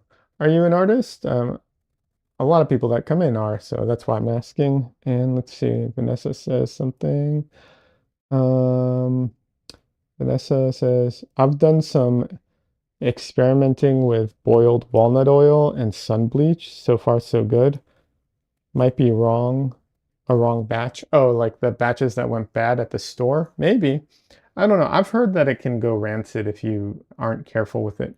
Maybe there's a difference between boiling it and like just leaving it out. Or you know what it could be? Might be it might be an oxygen thing. Like maybe if you leave, like maybe those. bottles had too much either like a hole in them, or the cap wasn't tight or something, and the oxygen made it go rancid somehow. Even though when you use it, it doesn't go bad, but maybe the combination of being enclosed and also open, I don't know. Mini Scribble says, I tentatively call myself an artist, I guess.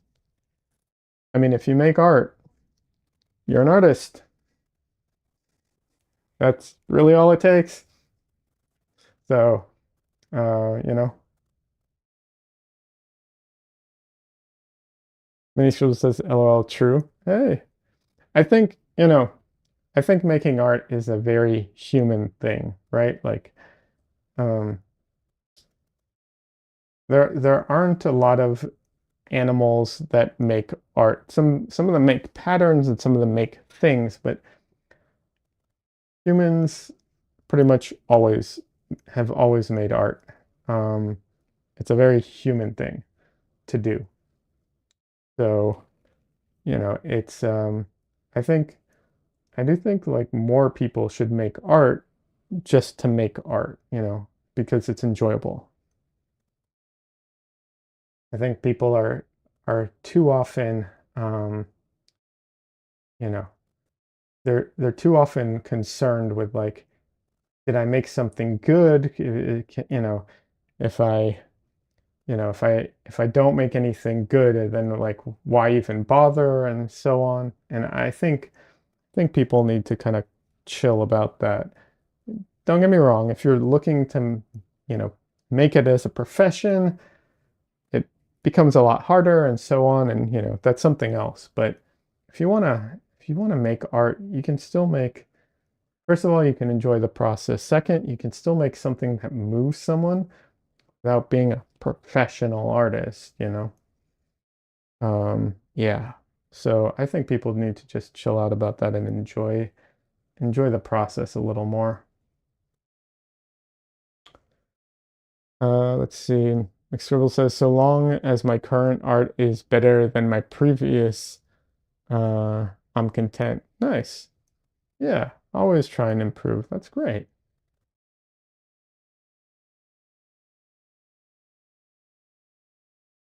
And then, sometimes you take a few steps back, and that's okay too. It happens for numerous reasons. It's part of the process. Um, so yeah, when I got into oil painting, which by the way, I'm using oil paints right now. Um, but when I got into oil paintings, um, I'd already like when I went to art school, and then I never studied oils. I did acrylics and other stuff, and then I went all digital when I got out of art school. Um, and then at some point I got into oils, but by the time I got into oils, I was a lot better digitally, and I didn't know how to use oils. So the process of learning how to use oils um, was not necessarily the most pleasant one in the world originally, because I couldn't, it was very frustrating. I couldn't get them to do all the things I wanted them to. I couldn't, like, I couldn't control them the way I could my digital stuff. So it was very, very frustrating. However, I'm very glad that I stuck with it.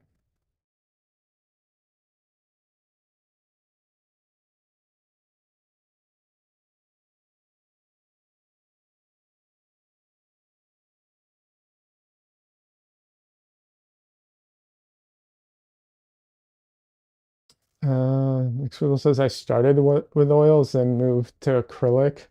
Now I'm mixed medium. Nice. I'm not a fan of acrylics. And then when I say that, I mean the experience of using them, not the finished product. Use whatever you want. I don't find using acrylics enjoyable. Um, but I did use Cassandra was in here earlier, and she let me use her golden open acrylics. Those were pretty nice. Those were pretty nice.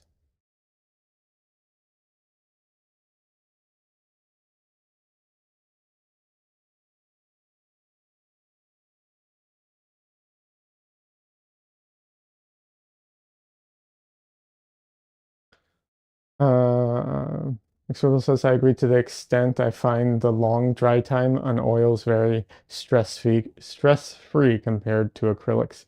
Yeah, yeah. So for me, the two issues I had with acrylics were the drying time and the color shift. Um, the color shift, that was also my main issue with gouache, was the color shift. It drove me crazy.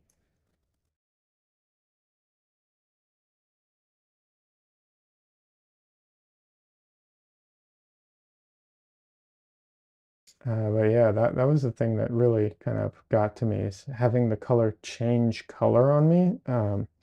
And I know it depends on the brand. Like I'm aware that different brands have different degrees of shift, and I think they keep getting better, my understanding. Um, could be wrong about that, but my understanding is it's getting better and better. Mini Swivel says I tried gouache but didn't like it at all. Yeah, I actually really there were aspects of gouache I really enjoyed. But I got frustrated with the color shift. Gouache is worse than acrylics in that manner. Gouache, um, the darks dry light and the lights dry dark. So you're getting a real the color shift on that is really is worse. Is absolutely worse than acrylics. Um, but there's a lot of things I like about gouache. But yeah, I did get some. There are some elements of it that I found pretty frustrating.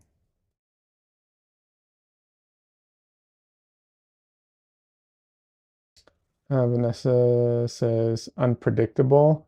Yeah, gouache is unpredictable. I once I was trying to do this one painting in gouache one time, and the idea of the painting was it was supposed to have a completely like single value background, like a flat background, because it was supposed to be a character with like a you know like a single color background was the idea, and I didn't mix enough of that color.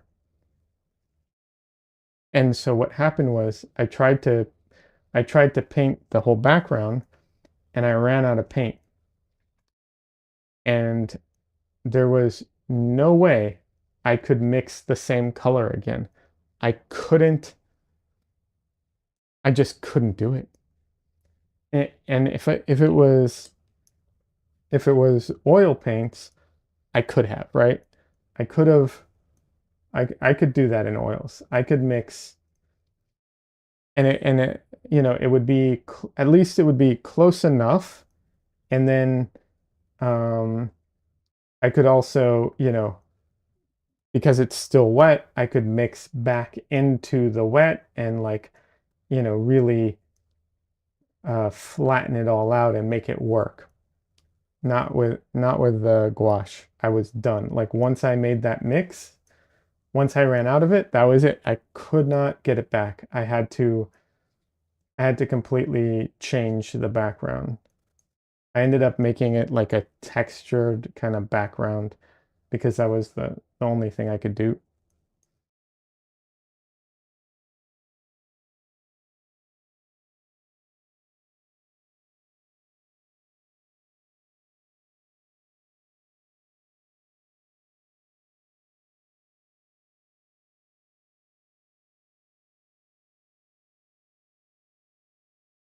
Hold on, I saw that French fries was writing something. I want to see what he said, but so focused on trying to get this right now.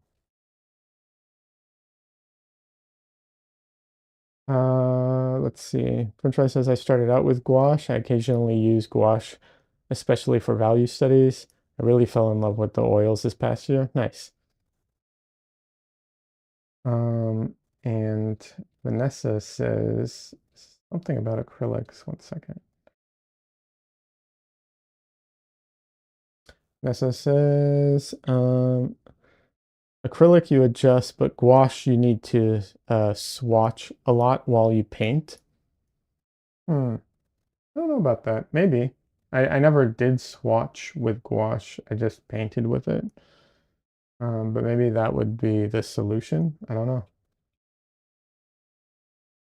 I know when I did acrylics in art school, I learned a technique which involved a lot of and layering and what's the word I'm looking for? Like transparent washes. Um, But when I went back to acrylics, I wanted to do direct painting. So I tried direct painting with acrylics, and that did not work out well for me. The people ended up looking like they have a disease or something because like I'd put down, white colors or highlights or something, and they would dry dark. And so then people just looked really weird. Uh, not, not in a good way. So yeah.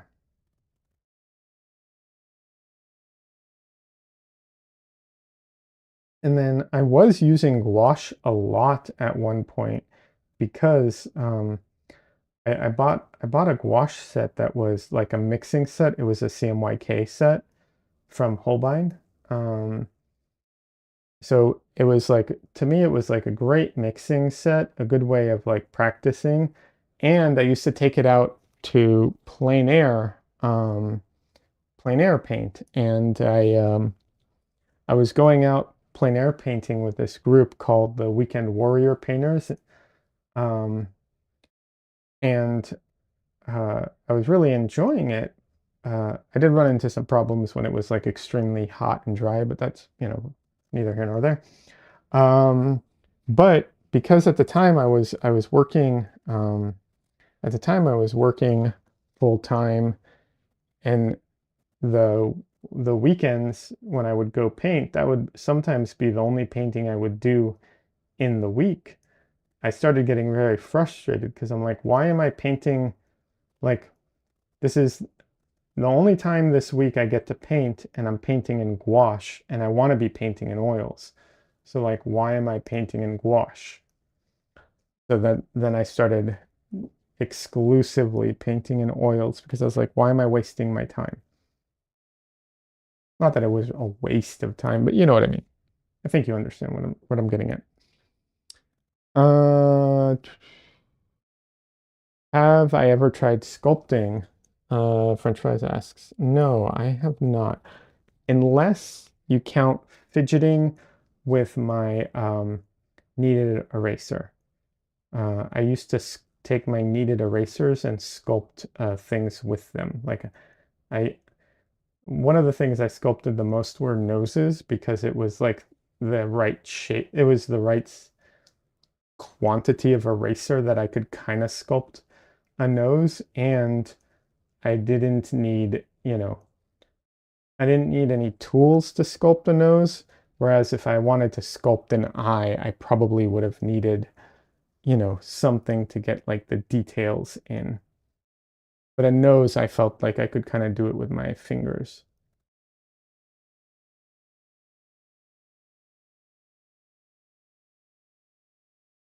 Other than that, though, I don't remember ever sculpting. I may have played around with it as a kid. I don't remember.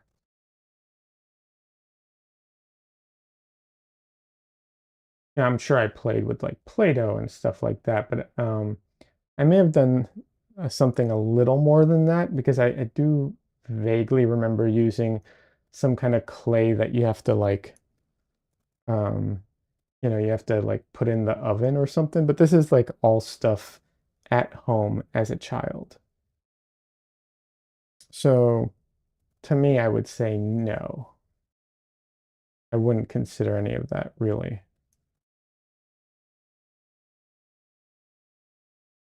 All right. I am going to fill in her face, and then I'm probably going to have to call it a night.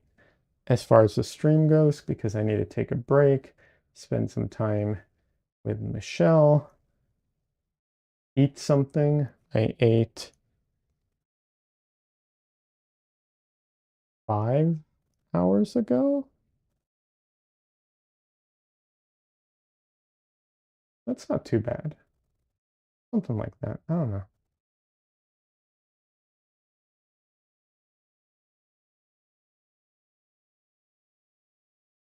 French Fry says, pretty late stream. Thanks for the chill vibes. Yeah, I wanted to start earlier, but it took me forever to finish up the video today. Um, I used to live in LA, and if you all know, there's a huge fire going on in LA.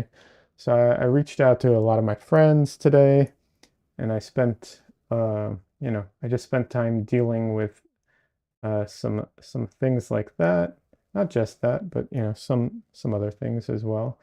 Um, and so the video was like I literally finished it today and put it out today. Um, yeah, so the stream got pushed back a bit. It also got pushed back because of Dresden. After I fed them dinner, I was like, okay, I'm going to go stream. And then Dresden got the zoomies and was running around like a maniac. And he needs me to, well, needs me. He likes to play with me, and he likes me to chase him around the house. Um, so he'll come like if I like he'll come to my room by my door and cry and try and get my attention. And as soon as he does, he goes flying and goes and hides. Um, and then as soon as I like turn my back, he comes out because he wants to keep playing. So yeah, I was about to stream, and then it was like I said, he got the zoomies and he wanted to play, and I was like, I feel like I need to give him some attention because he needs it. That's part of I think that's the responsibility of being a pet owner. Kind of have to give them the attention if you can.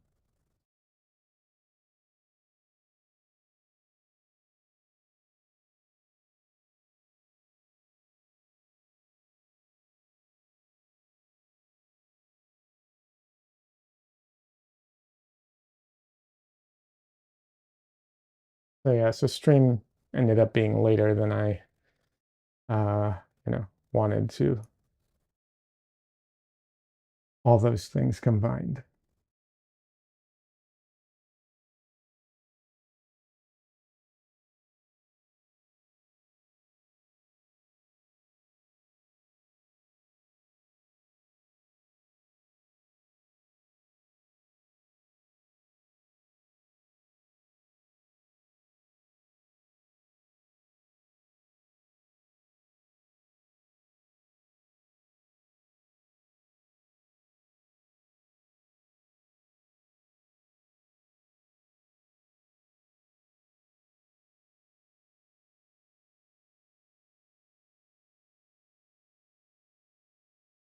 So yeah, I'll be working on this late tonight.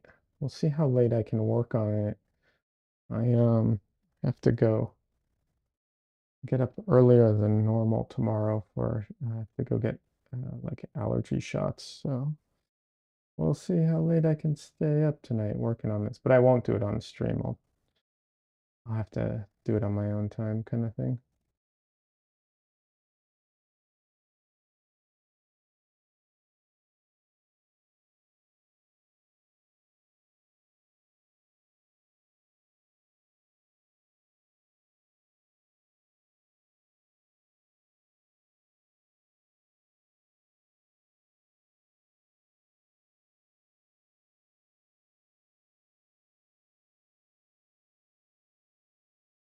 Okay, there we go.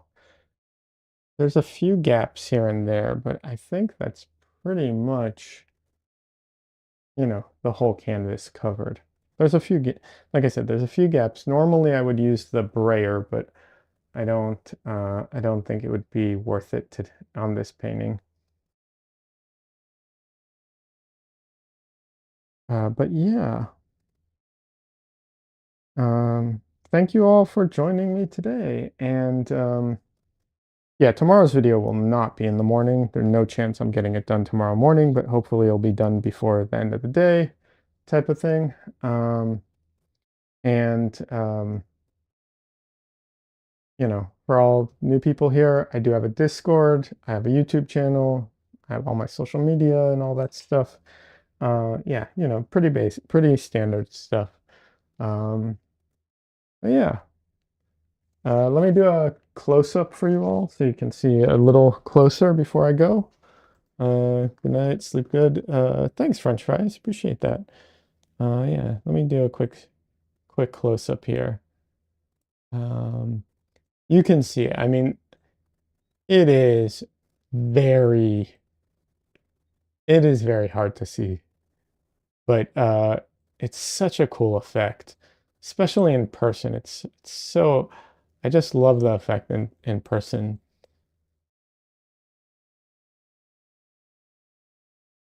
Vanessa says, thank you for, oh, thank you. Have a good night. See you next time. Yeah, I'll be back on Sunday day. Great turnout. Good night, everyone. Thanks, French fries. And yeah, so yeah, that's where it's at right now. Fingers crossed, I'll have it done and the video done tomorrow. Uh, th there's definitely like, there's definitely what's it called? Like less detail that I can put into this painting than normal paintings because like you just can't see it, right? Like there's only so much detail I can put into this. So that's why I'm hoping I'll be able to finish it tonight and to, get the video out tomorrow. But yeah. Uh so yeah. Anyways, thank you all. I appreciate it. I appreciate everyone stopping by and yeah, my brain is done talking now. So have a good night. Heather says, "Good night, Liad. Enjoy the painting. I'm not ready to try it, but it's fun to watch."